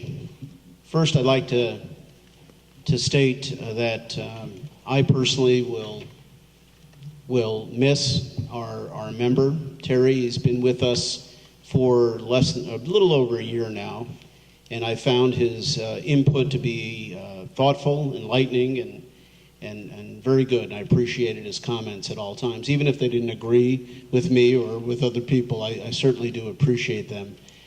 But we have a big job to do, and we have to, as Terry moves on and goes on to a high position in the business field, we have to fill our position here at the board. This doesn't happen very often. In fact, the last time it happened was 2010. Scott Zimmerman was the benefactor of that at that time. There was a vacancy. It was the board at that time selected Scott to fill. He served until the next municipal election. He was elected to a 4-year term. To a 2-year term, ran again, and now he's serving a 4-year term. So Scott will ultimately have 6 years on the board. And congratulations, Scott. Thank you. But to run down the process, basically, we received the official notification of Terry's resignation on May 29th, and that will be effective June 30th. Per Board Policy 2270, the board has to notify the civil authorities of the board change, and that has been conducted. The board has 45 days to reassign and fill that position, and that 45 days, the clock begins ticking as of June 30th. The position can be filled anytime after June 30th, but before the 45 days are up. As the position has more than 868 days remaining, whomever is appointed to fill that position will serve in that position until the next municipal election to be held in April of 2015. On 6/2, the 2nd of June this year, the announcement was made that the position was becoming available. Applications for the position will be accepted up until 4 p.m. on June 23rd, that's 2 weeks from now, and that coincides with the second board meeting to be held in June. Regarding the qualifications, if the notice of qualifications and registration of applicants are located and can be found on the District 64 website under the Board of Education board member vacancy label. Aside from qualifications, applicants need to supply a letter of intent to include reason for serving, personal skills that they can share, and previous community or nonprofit experience. A full contact information and resume also needs to be included with the application. On 6/30, there will be a special board meeting to review the candidate applications. On 7/7, the board will meet in a special meeting to interview the candidates. And on 7/11, which corresponds Friday evening, first evening of the board review, yearly review, the new member will be inducted during an open meeting to coincide with the aforementioned planning meeting. There are 2 issues tonight that we need to consider. One is that Terry currently is the board secretary, and per policy 2:110, the board must hold an election to fill a permanent vacancy in the office of secretary. During the July 7th meeting, a temporary secretary pro tem will be nominated and selected by the board to fill that position. The election will be held to fill the permanent secretarial vacancy on the board immediately following the induction of the candidate of the candidacy of the new board member. The second issue concerns policy 2:70. Currently, that policy states that the board may conduct interviews for an open board position, and that those interviews will be conducted during a scheduled closed meeting.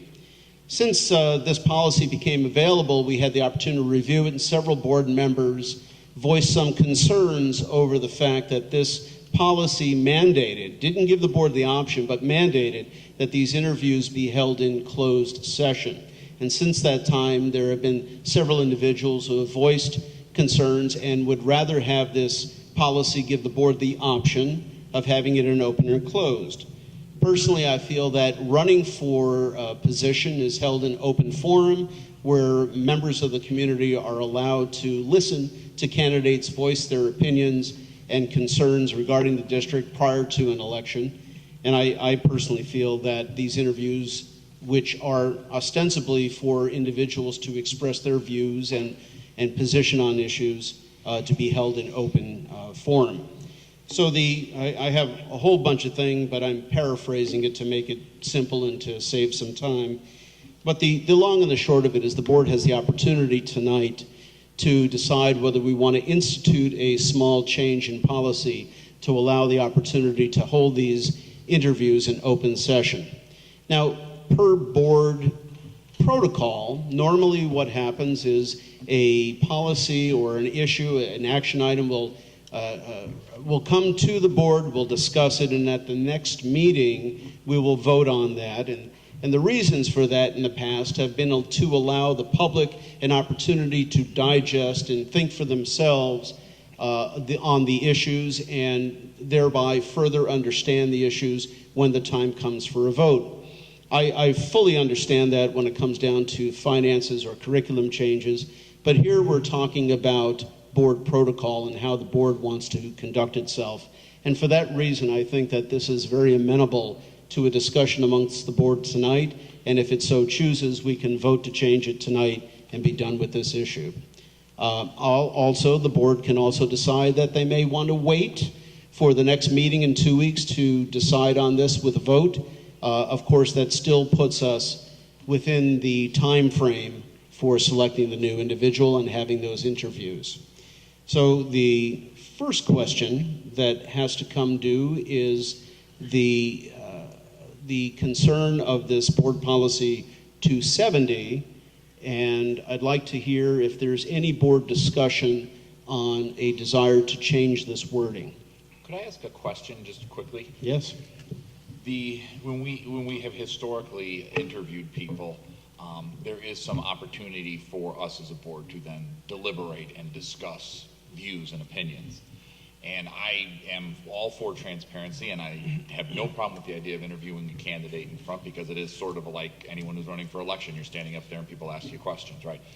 It's the deliberation. Is that part still going to remain in closed session for what we're suggesting? It certainly can, because it's a special board meeting, so it'll be conducted in the same format as a board meeting with public comments and open interviews, and then the board can simply go into closed session should it desire. I'd be open to the idea, provided there's a deliberation period that is definitely in closed session, because I think that we would not get a very good pool of candidates if we were to assess in public. I fear that we would not speak our minds, and quite frankly, I really value the opinions of everyone else, and I want to make sure that they speak freely, and I'm not sure everyone would. So I would support this idea. I'm just throwing you what I think, as long as there's a closed session deliberation in the policy somewhere, that we at least have that opportunity.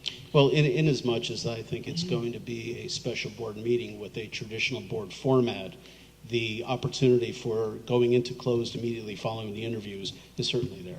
But I want to make sure the policy states that it would be our normal way of doing things, that we would go into closed session before any vote on the candidate was made. Oh, I see. Because I want to make sure there's a deliberation. You want to specifically put it in there. Well, yeah.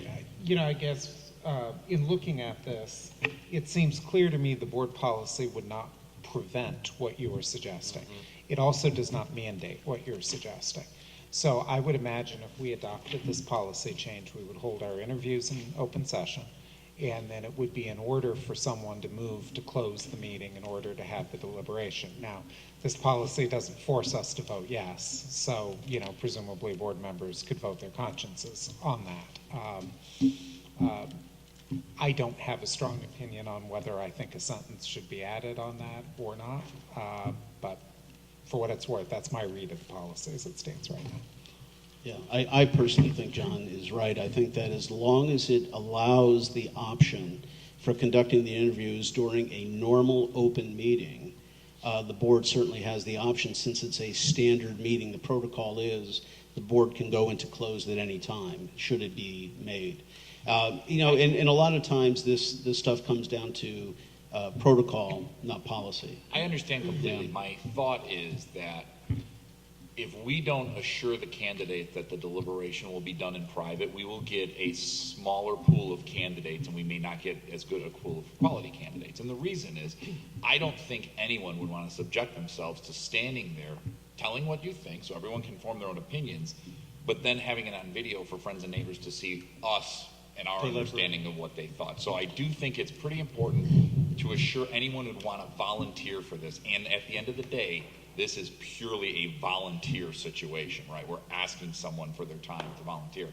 I think the deliberations almost automatically ought to be. I mean, we may go into closed session and say, I got nothing to say. We all good? Yeah, we're out. You know what I mean? But I do think that there ought to be that opportunity to assure people that we wouldn't deliberate necessarily in public. Do you see what I'm saying? Just to kind of afford them some level of, Yeah, I totally get with it. their neighbor. Yeah, I totally get it. I think that my take on this is that it's implied because it's an open meeting with the opportunity to go into closed, and I think our practice will show that it's going to be going into closed. And I think what you're trying to say is that you'd rather it be spelled out very clearly that the deliberations on the interviews will be in closed session. If there's to be some. Yeah, And it can, but it doesn't need to be part of the policy. correct.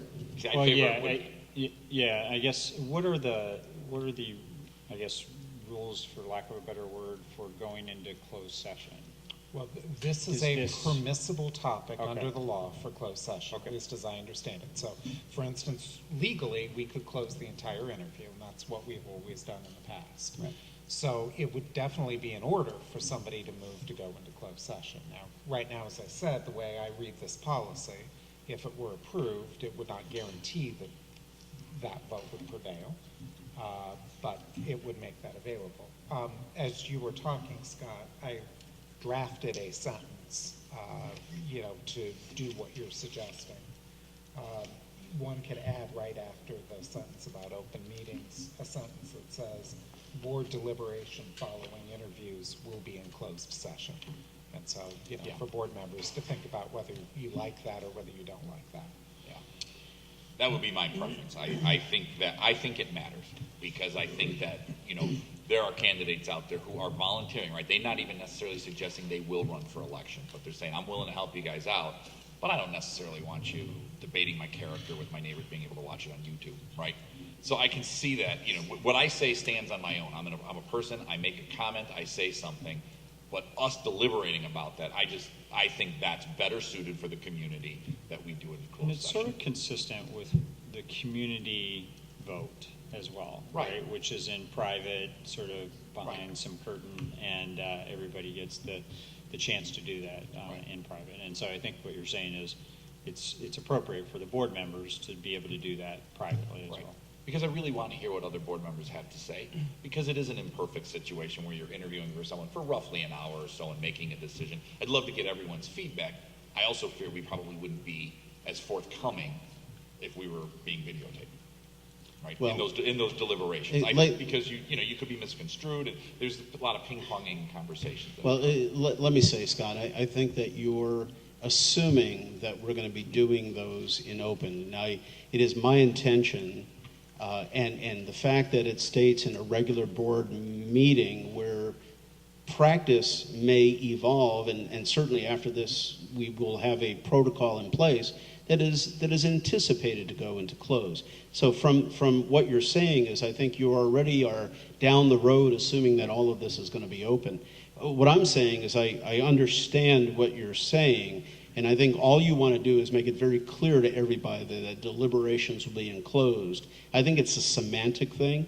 I think we all realize that interviews should be open, at least I hope. All of us realize interviews should be open and deliberations should be amongst ourselves. I guess I would phrase it slightly differently. I would phrase it as interviews may be open or closed. Deliberation must be closed. That's how I would put it, as succinctly as that. I like the idea of the interviews being open. I would not support anything where the deliberation had the option of being open. Now, I'm one board member. There are 6 others who could say I disagree with you, but that I think needs to be enclosed. So I guess I would urge that if we think that deliberations should be closed, we should simply put it in the policy, because I've noticed on a number of issues, we have talked around issues, seemed to reach a consensus, A meeting or two later, when the, motion to execute whatever it is comes up, we don't necessarily vote the way that the discussion consensus seemed to go. So, I'd suggest that, the outcome of this discussion ought to either be to include that sentence, or if it doesn't get included, to me, that would be a signal that people would prefer to have an open deliberation. What I would not suggest we do is say we would like a closed deliberation, but also say we don't want to write that down and commit to it. Okay. I'm okay either way. In fact, I kind of liked the way you just phrased it. Yeah. Is there any other discussion on what Scott mentioned in Scott's phraseology? Because I think that summarized it pretty clearly. I take it the same way. I'm just assuming, but I think that made it very clear. Is there any other board discussion on this? And if not, Scott, can you put that in words and maybe we can just take care of this? I'm trying to find the page where the.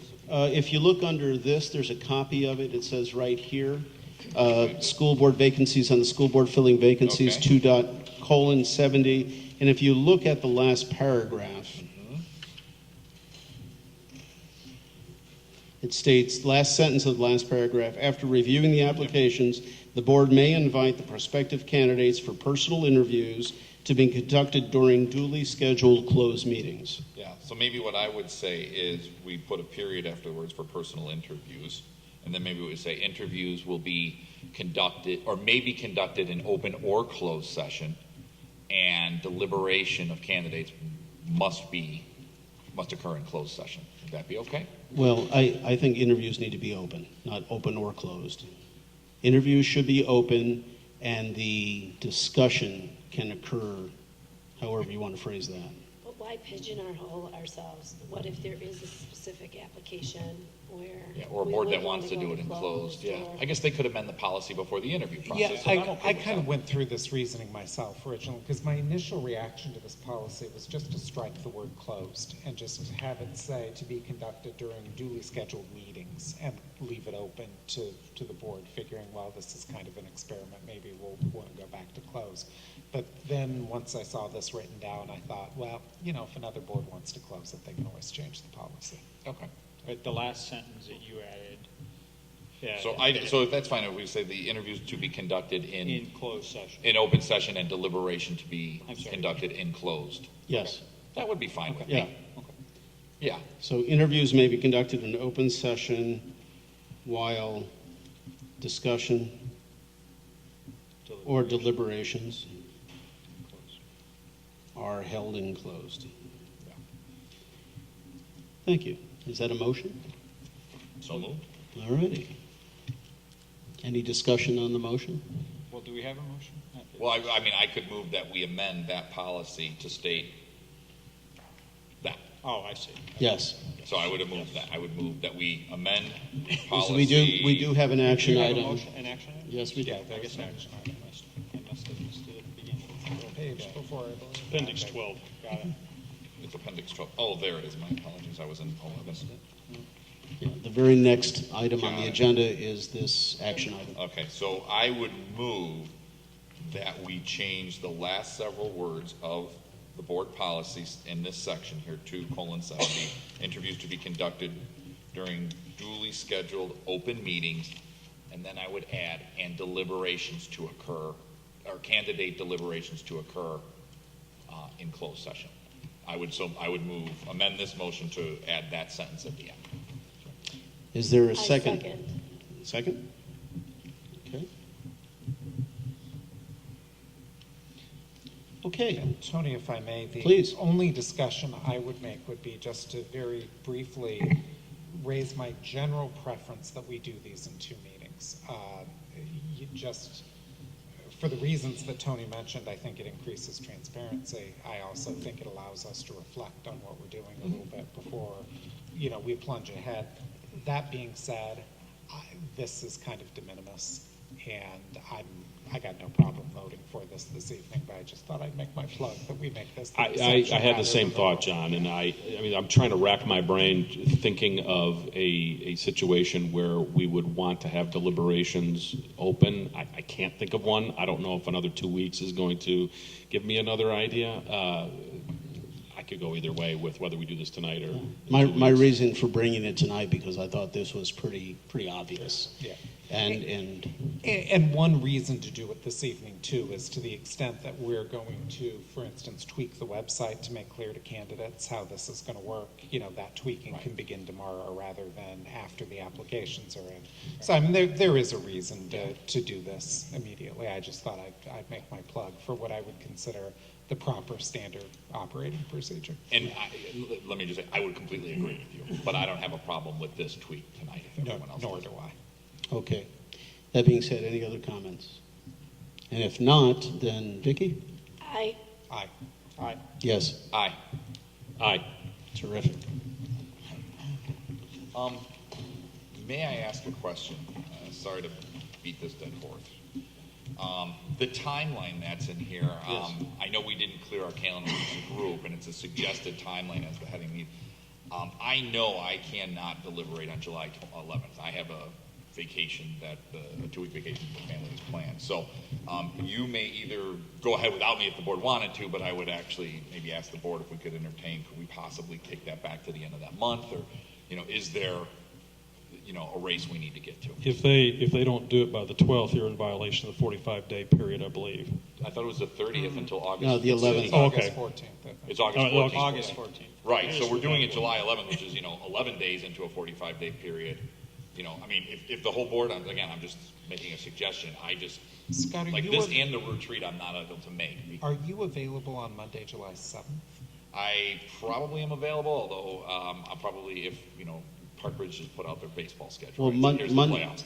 Well, the Monday, reason July I- 7th is one of our days. Yeah, the reason So I I'll mentioned that probably be is there for the that. way that this is set up, it would sound like we would, and Tony, you put this together, so tell me if I'm reading it wrong. It looks like on Monday the 7th, we would interview the finalists and deliberate Oh, okay, I'm sorry. and reach, and kind of know what the outcome is going to be by the end of that closed session. So if you're available the 7th, Okay, then I'm really sorry. all you're missing is, Yeah, a the vote, formal. Okay, that's fine then, don't worry about it. Yeah. My apologies, I had it in my head backwards. Now, if you're the vote that makes the difference in some ways, then, that might matter. But Right. But I broke it up this way so that we could avoid losing family time on weekends and the 4th of July holiday. So by taking successive Mondays, we're able to avoid that. Well, I think you wanted to get this done by the retreat or the session. I wanted, that's another important aspect, to have the individual prepared to participate in that, because that's going to be a big item going forward. So if Scott's not there for the vote on the 11th and Terry will not be there, we only have 5 potential That's people quorum. voting. That's Okay, quorum. yeah, right. Just making clear. Okay. Next, any further comments, questions? No. Okay. Dr. Bender, and you will speak of the Farnsworth Group. I will not. That'll be Miss Allard. I'm just giving you the opportunity to introduce her.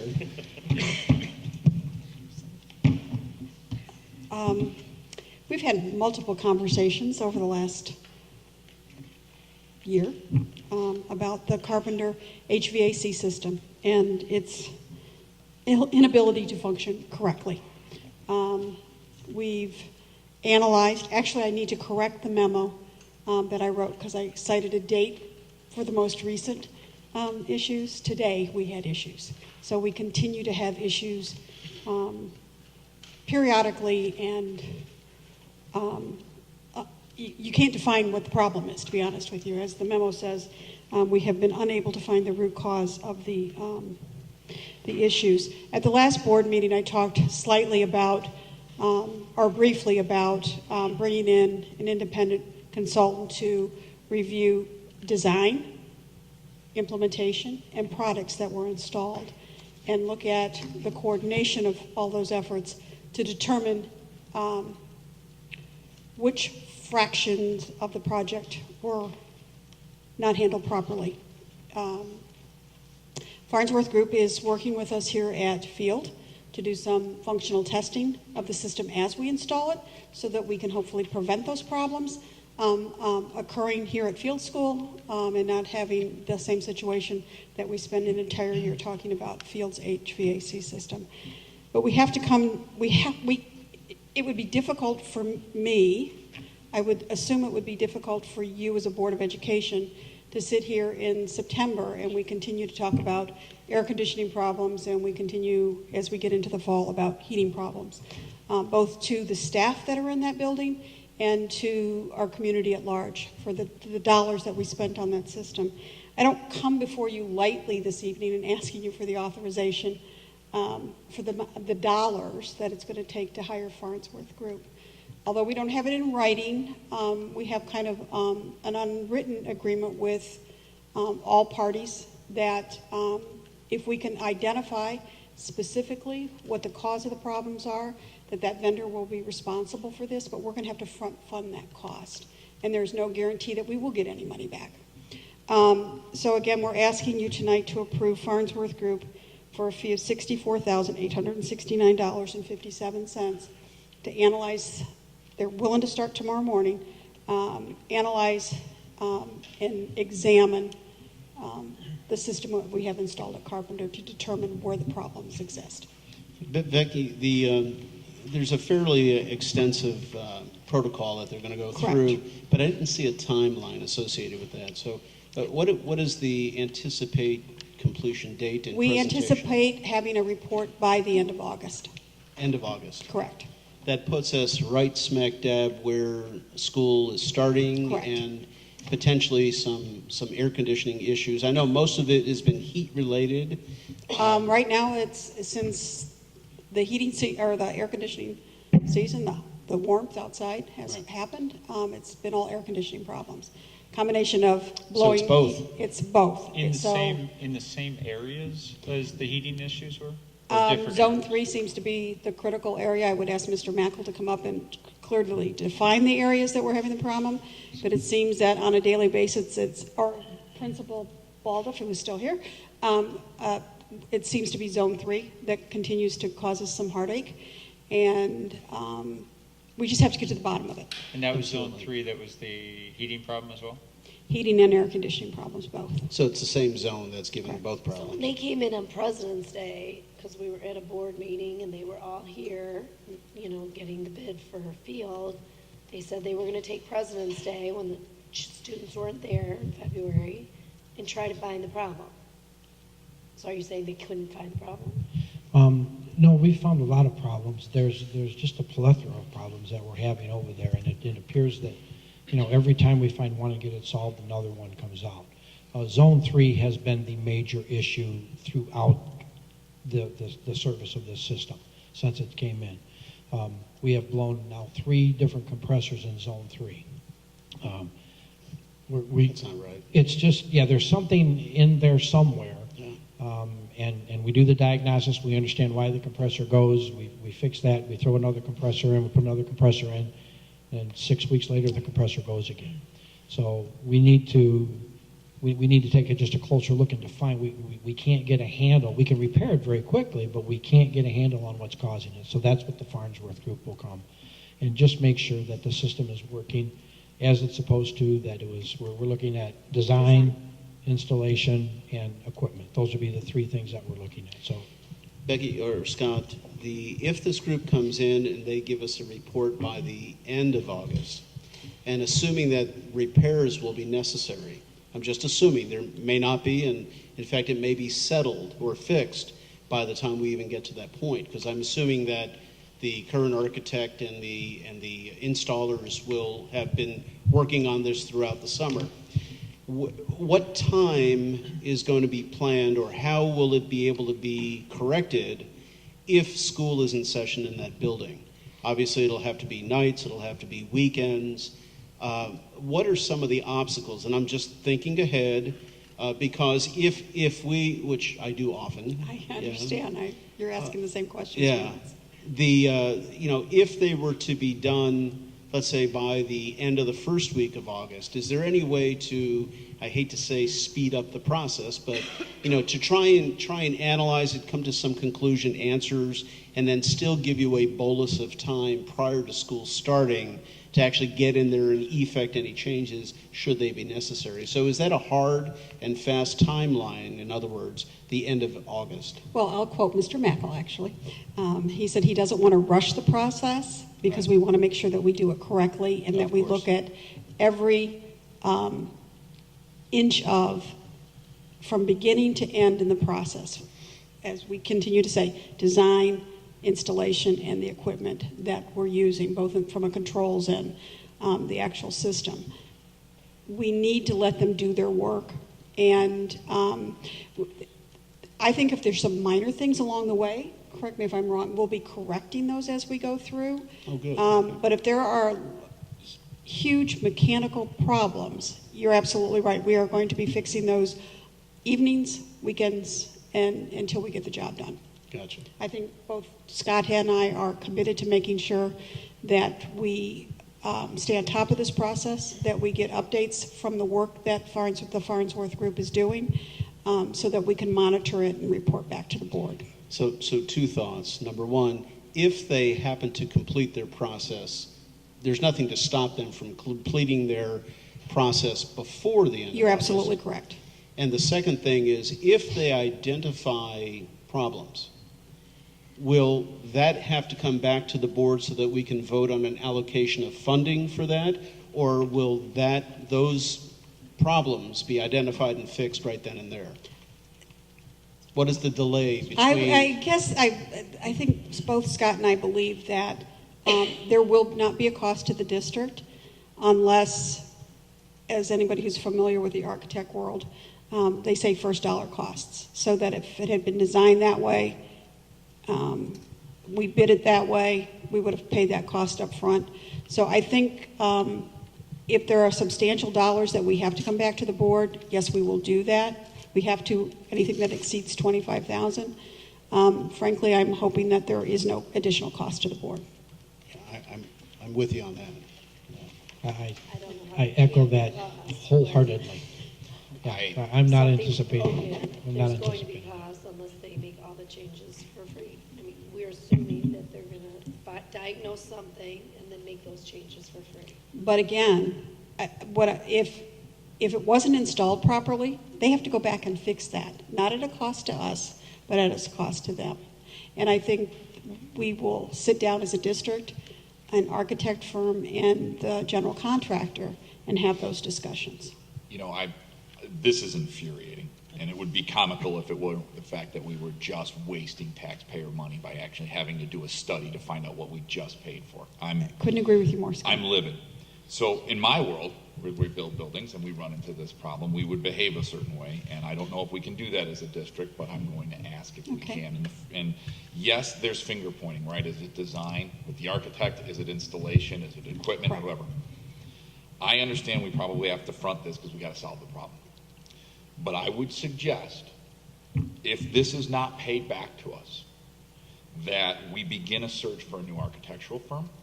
And I do not, and I know that is a process because I went through it, and I do not know if a school board is able to, I don't know if we use the word blacklist, but avoid contractors in the future. But I think we should avoid contractors in the future. Yes, we can do that. And I think we ought to have a press release to the public if this doesn't get solved, saying we had to spend this money, we have to spend more money, and by the way, this is the list of people that did the job. Yes, we can do all that. Because this should be a brochure for the work they do if they can't fix it. So I'm not happy about this at all. I'm pretty angry, and I know everyone said that.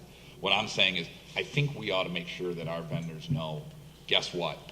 You're probably not going to see a lot of work from us, and when people ask, we're probably going to tell them the truth. That's all I'm looking for. I think everybody that's involved with this project already knows that. And we will then begin that awful, I know it was awful, but I mean, it took a long time to find them, but I think I like them. They're very nice people. They design it. I don't know who the GC is. They should be standing behind this. This is a brochure for their work. If I have to do it again before I leave next year into my retirement, I will gladly guide you through that process again. Yeah, so, to Scott's point here, why me through or walk us through the process that they've gone through that sort of puts us in a situation to spend $65,000 in taxpayer money, because I'm sort of having a little bit of trouble, that the folks that did the design, did the implementation, did the work, my guess is they've done this, right? And I have to believe that they would have, knowing what Scott just said, that this is going to infuriate not just this board but the community, that they would have gone through this process. So what are we expecting to get out of this? I guess first question is, do we feel like that's been really done effectively? And then secondarily, I guess what do we think is going to be new here? Is this an objective view that we're not getting an objective view from the current folks that have been involved? That's a good question. That seems hard for me to believe that they would do that. In all fairness, I think the only way that would be the case would be if the current folks are so imbued that they have tunnel vision, and getting an outside independent view on this may bring other things Yeah, to but to light. Scott's point, this is rather embarrassing for them. Oh, right? absolutely. That we Absolutely. have to spend $65,000 to get that Absolutely. view, right?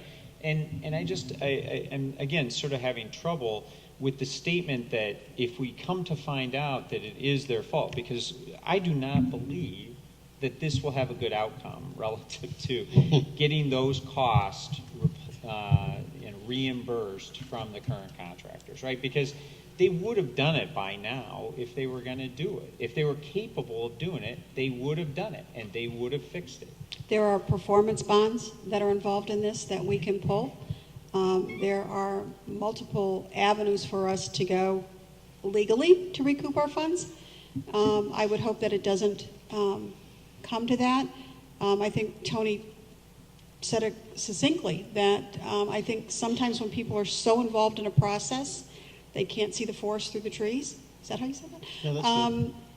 That this independent third party who has no connection to them other than they may have done work somewhere with the architect or the contractor in the past, this is truly a report that will come to the Board of Education that has analyzed that system and where the failures are. And while I understand what you just stated, in all fairness, I think Terry was asking, what will they do that Fanning and Howie has not? Terry, at least in my working on our things when we have this problem, there's two things that it's done for us when we've had to do this, and maybe the district has more. One is those performance bonds. You're not going to touch them because the bondholders aren't going to give them out without a third party. So you need this anyways to get to that point. But two is, if you're that vendor, you are trying to solve the problem, and you're always going to look towards the least expensive solutions along the way. And you're never going to default to, wait a minute, I need to give you a new compressor or a new air handling unit. You're going to be like, oh, it's a gasket, it's a this. So they're going to try those exhaustively for a long period of time. The reason you might do this is because I need to solve the problem in not 2 years, but 2 months. This is an independent third party saying, no, it's not just a gasket, it's an air handling unit. That's what would be the replacement. And then it prompts them that you have that's the reason we've used it in the past. I don't know And if the district would use I the would same. echo what you just said, Scott. Yeah. And I would presume part of this, too, is this is a group that we trust, whereas everybody else involved in the process has a point of view, has an interest, has a horse in the game. Well, and to that point then, so Farnsworth Group has no ties to Fannie and Howie. They have done work with Fanning and Howie in the past, but they have a reputation to uphold. I think their credentials speak for themselves, and I have no doubt that if they came back and said, if they determine that it's Fanning and Howie, that the design is our problem, that won't be said in that report, and it will be said strongly. Who recommended Farnsworth? Well, we brought them in because of field, because we wanted to prevent, and it just seemed logical for us to go back to a company that we had already vetted. Oh, you had already vetted. In other words, they weren't referenced or referred by Fanning Howie. Well, I think for the field project, yes, they were, but we vetted them for that independent analysis for field, and it just made sense for us to go back to a company that we already felt comfortable with. Becky, are there other organizations that do this other than There are Farnsworth? other organizations, but again, and when we put out a request for services, we went to several companies that had bid on the field project, and they were they were more expensive than Yes. the Farnsworth Group. But we have faith in the Farnsworth Group that they are going to bring back a report for you, the Board of Education, that identifies the issues and how do we correct it. Could we go over the process for identifying Farnsworth kind of from beginning to end a little bit? Because I feel like I'm hearing a couple of different things. I'm Me too. hearing like we're using them because we're using them for field, but I also think I just heard that we put out a request for proposals. So, what did we do that resulted in us having a recommendation for Farnsworth Group as opposed to XYZ Group? Thank you. I was about to ask that. Yeah. Well, when we put out the RFP for the functional testing here at Field, we got 3 different people that were a part of that and came back. They had different scopes of work that they wanted to perform on the functional testing. So we talked with all 3 of those people. We kind of defined a general scope of work that go ahead. Scott, sorry to interrupt, Nope. but you talked to all 3 of them about field, or you talked to all 3 of them about carpenter? About Field. Okay. So the 3 companies were really vetted through the field process. Okay. And then Farnsworth seemed to be had the best resume of the 3 companies, I guess is the best way for me to put it. Their staff, I thought, was more experienced than the other 2. They had done projects very similar to what we're looking at here. And the project between what we want to do here at Field and what we're going to do at Carpenter are extremely similar. 2 different systems, but the processes are going to be very similar. Now, at Carpenter, we're going to be more extensive because we have an existing system that's giving us problems, so we need to do a little bit deeper analyzation than what we would do here for the functional testing. So Farnsworth was vetted as to be that individual to do it here. So as we moved into the Carpenter piece, I actually had 2 meetings with the representative from Farnsworth who's running the program, and was very impressed with him. The information that he requested was detailed. Fanny and Howie provided a lot of that information, plans. He has the original design. He has the as-builts. In other words, what was actually done, and that usually matches, but there's some discrepancies on change orders and things from the original one. So he has the as-builts. I spent a day with him walking through Carpenter. We shared with him all of the issues that we've had. He has all the trending from the system that's telling us what it's been doing, how it's been doing it, why it's been doing it. So the information that they asked for was overabundant of what they needed in order to take a look at this from an objective point of view. And that's one of the main things that I made clear with him, and that he also made clear with me, is that this is going to be an objective view of how the system is working now and why it's not performing and what needs to be done in order to bring it up to what it is expected to be doing. So I'm very comfortable personally with the Farnsworth Group. I don't know how much comfort that gives you, John, but I have spent probably 12 hours with the Farnsworth people, just on Carpenter alone, walking the building, talking about them, providing information. The information that they're asking for, in my opinion, they haven't missed a beat. I mean, they have been very, very thorough in asking for information to go through that process. And I think as we move through that process, as we identify different items, they'll have to be adjusted in order to make sure that in the end game, the system is doing its work. So some of the things will be done during the course of the action, just so we can get to the final product. So I'm led to believe that the Farnsworth Group was selected because they were one of 3 folks who were chosen or who submitted responded to the request for bidding to evaluate the field. You talked to them about doing Carpenter as well. I get all that. What I don't understand in completion is, what is the relationship of Farnsworth Group, if any, with Fanning and Howie? I would say that it is a limited relationship at best. They have other projects and other people, districts that they have used Farnsworth for the functional testing program. So they have some experience with them as far as their capabilities, but it's very limited. There is no strong binding relationship. They're not You know, they're not people that go to dinner together. They just have and they're more of an acquaintance would be how I would recommend And I it. would add that they would have had a relationship with any of the 3 companies that submitted a proposal for field. The same type of relationship. Yeah, but field's a little different than here, right? Because field, what you were trying to do was get, which I don't think we really even voted on except in a larger project, right? So it was just a line item in that larger project, and you had Farnsworth Group involved in that design process. Is that right?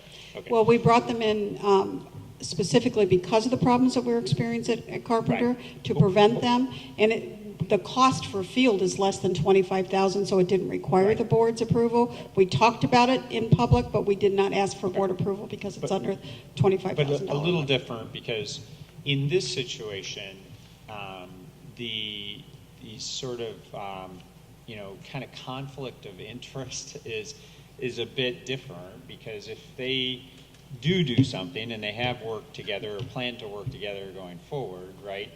The notion of getting them to actually place blame, which is really what's going to happen here for there to be any kind of performance bond or anything else. So I guess at some level, I'd like more clarity on that in situations that they've actually done that in the past, as opposed to, Scott, I trust your judgment, right? So I think your feeling is these guys can be objective, but if our end game is that we believe that there's a performance issue here, then I want to know that these folks are going to call it out, right? And not just kind of congressional report over it, right?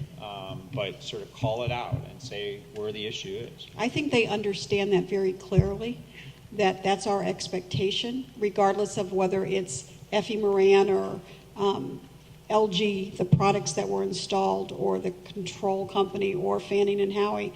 I don't think you're going to find a company that does this type of work that would not have worked with Fanning and Howie either in Indiana or Ohio or wherever else they provide services to. So I'm not sure there are companies out there that would have been so clearly separated from Fanning and Howie. Correct. There is in the private sector. Can we pay them like a contractor?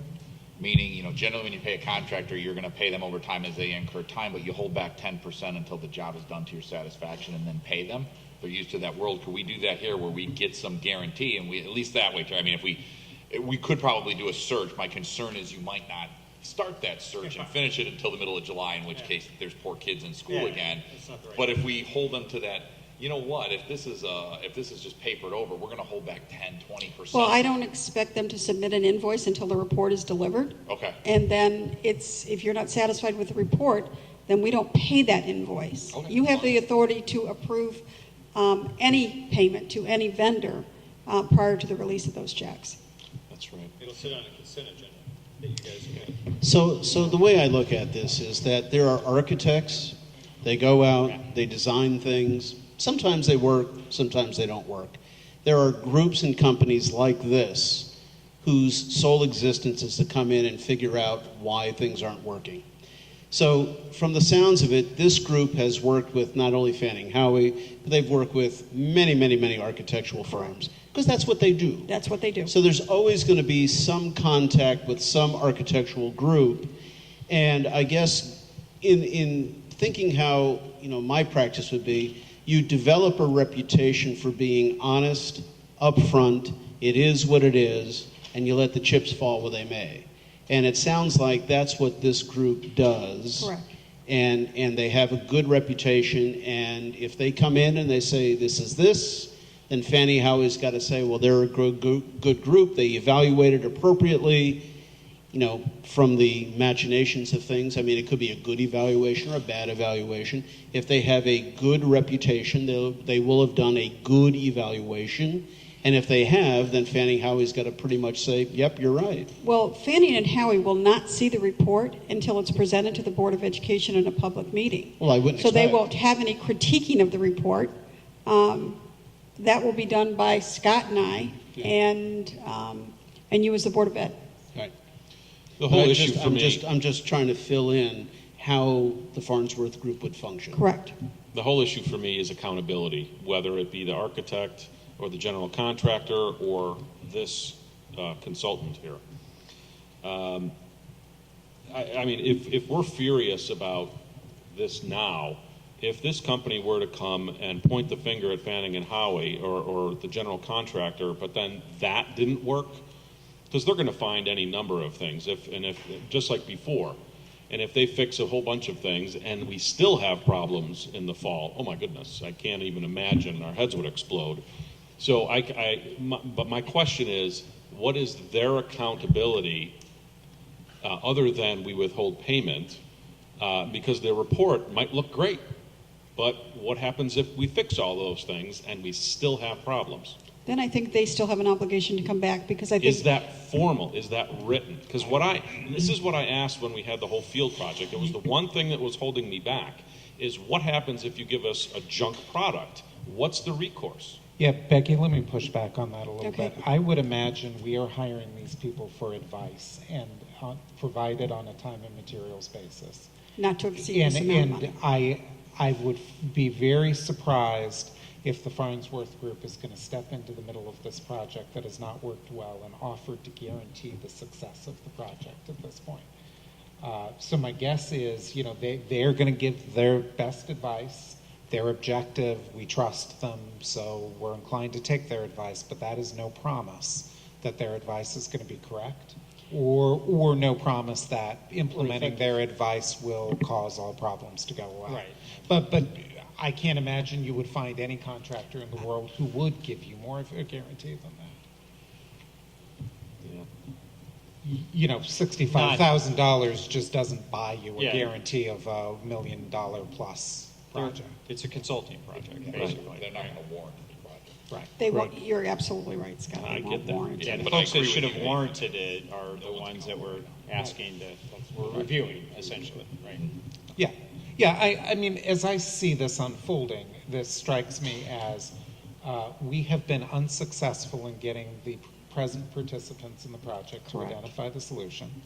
We need to figure out the solution ourselves at this point for two reasons. One, because we just need that system working. And two, because it appears that somebody did not provide the level of service that they should have provided, and we need to know who that was. Once we find out who that was, I would imagine that we will take further action to recoup whatever our damages were. Correct. Including the cost of doing this study.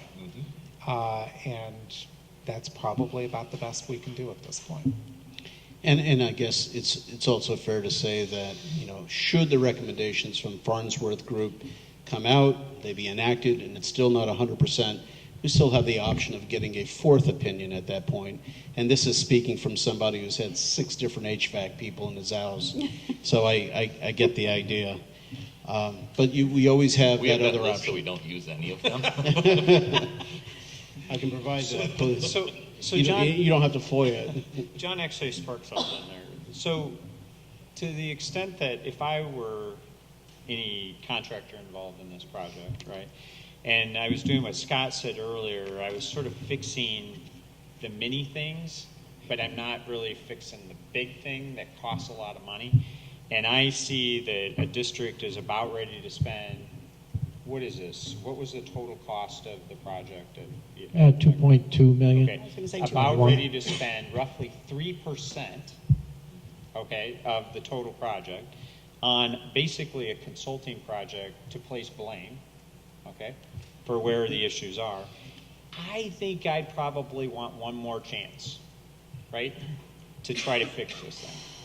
So I'm not suggesting to do that here, and I'm not suggesting that we as a board don't approve this tonight, but I would actually suggest that the vendors be contacted, and if they've done the minimal things that Scott, repaired gaskets and other kind of smaller valves and all that stuff, but they haven't really gone after the big stuff where you believe, or maybe even they believe there might be, an issue, it seems like it might be a worthy experiment for them. Terry, they have been aware for the last month that we were walking down this path and that we would make a recommendation to the board, hopefully for approval tonight, so that we can bring in the third-party consultant to problem solve. I think if they had any idea of what the real issues were, they would be attacking those before we would have brought it to this point. Yeah, and I think there's been sufficient time that has gone by. I think students and staff have both been sufficiently inconvenienced by all of this that we need to just move on and do what we need to do. It does also suggest that they don't believe that it's their issue. Yeah, Okay. I That, I really, mean, that would suggest, because, like you said, we've given them plenty of time, but it would also suggest that none of the contractors involved in this project believe it's their issue. yeah, really, the contractors are really quite welcoming of this, of this study, because we have worked very hard to try to get this set, to try to get this system doing what it does. It's a great system, and once it works, it's going to provide wonderful service for the building. Your utility bills are going to be much lower. It really is a great system. Oh, it needs to be gone over, and the contractors, quite honestly, because I talk with them every day, they're frustrated. They're like, we find something, we fix it, and then it turns around and goes to another area, and so they're welcoming of this, because believe me, they want it right. It is their signature. They want this system, they want this project to be correct. They're supportive of this study. They're really not, they're not upset. They're not saying, well, give us one more chance. They're saying, we would welcome this so that we can get to the crux of this problem, and we can get it fixed, and we can get this building where it's supposed to be. So everyone is really supportive of this. They really are. Yeah, I think you say that, and then, at the same time, if we do what John suggests, right, where we try to go back and recoup the costs, I'm not sure they're going to be so welcoming of those costs, right, being recouped. And we'll tackle that issue if and when we get there. My guess is all but one of them will be quite supportive. Yes. It's just that they don't know and we don't know They which don't one know. it We is. don't know which one yet. But we Russian will. roulette in reverse, kind of. One or all. Okay. Shared responsibility. Okay, we have next one. Any further discussion on this? And before we go to this, any public comment on this before we take a vote? Sure. I would just like to say that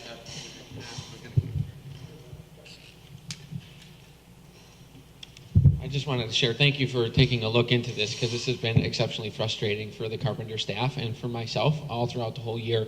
I wanted to just comment on something that was said a little bit earlier, just because the system to me and to the staff is just not a Zone 3 problem.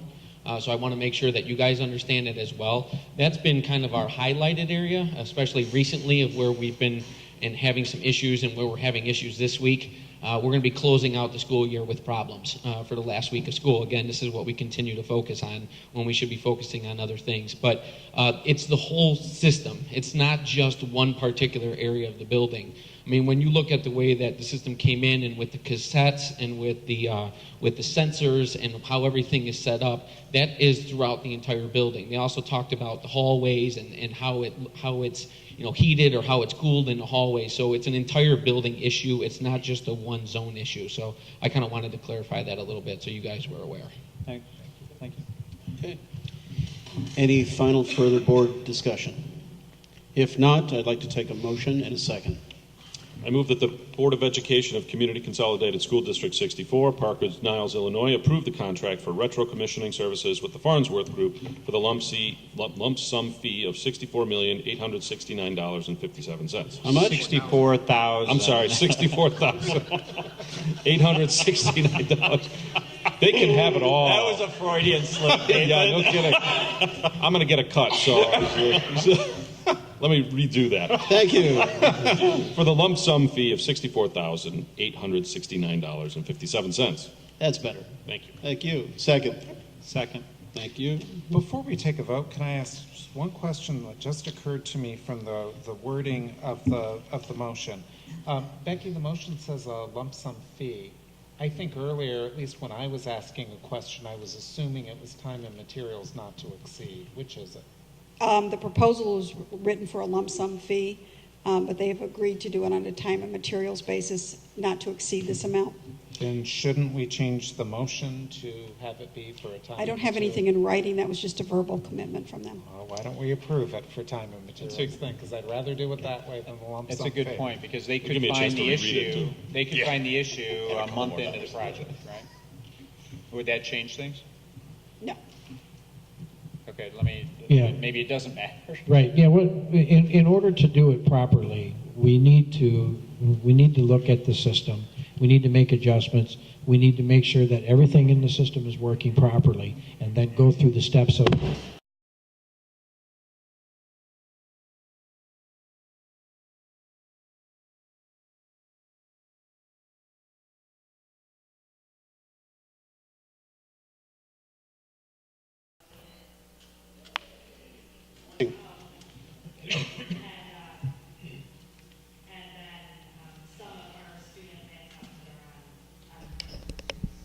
Gotcha. Thank you very much for that explanation. Okay, we are back. We've done the board member liaison report. There was no board member liaison. And we are finishing up with discussion and items of information. And Dr. Bender, have we finished up with that? Yes, we have. Okay. Then, One question, just on, yes. I saw in attachment one, student fees, which I actually thought this was pretty good, right? Graphs, right? Right, the graphs. The graphs, And right. kind of explaining it a little bit, and I think we've talked about this previously. But one comment I would make is that, that explaining, just given all of the issues around student fees, explaining why we have student fees may be a good thing to do here, rather than just sort of for the last 6 years, right? We've done it that way, because that's probably not an explanation for most folks. And I think there were other reasons, right? Most districts have it, in this district anyway. I know in Colorado we kind of asked about student fees, and they said, what do you mean? This is a public education. Why would there be student fees? And so we're like, okay, great. We just saved $1,500. But that isn't the way it works here, and I know it's not the way it works here. So maybe just a bit more, kind of just a suggestion, explanation as to why we have student fees might be helpful, because it sort of dawns on me that it is most of these things that we're actually asking for student fees for are, sort of, some folks have expectations, right? As we all have learned from all the comments from the public about it. And I would also add, is this document to be found on the new website? Is in toto, or for instance, where would I find this particular document to reference back to that presentation? Because some of the data can be found in one section, or is this entire document to be found in another section?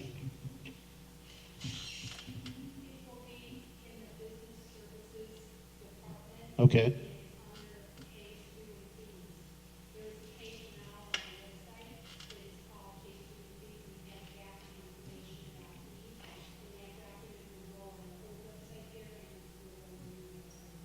Gotcha. Yeah. Now, there's also a parent drop-down, right? There's students, there's parents, there's community. The new one, yeah.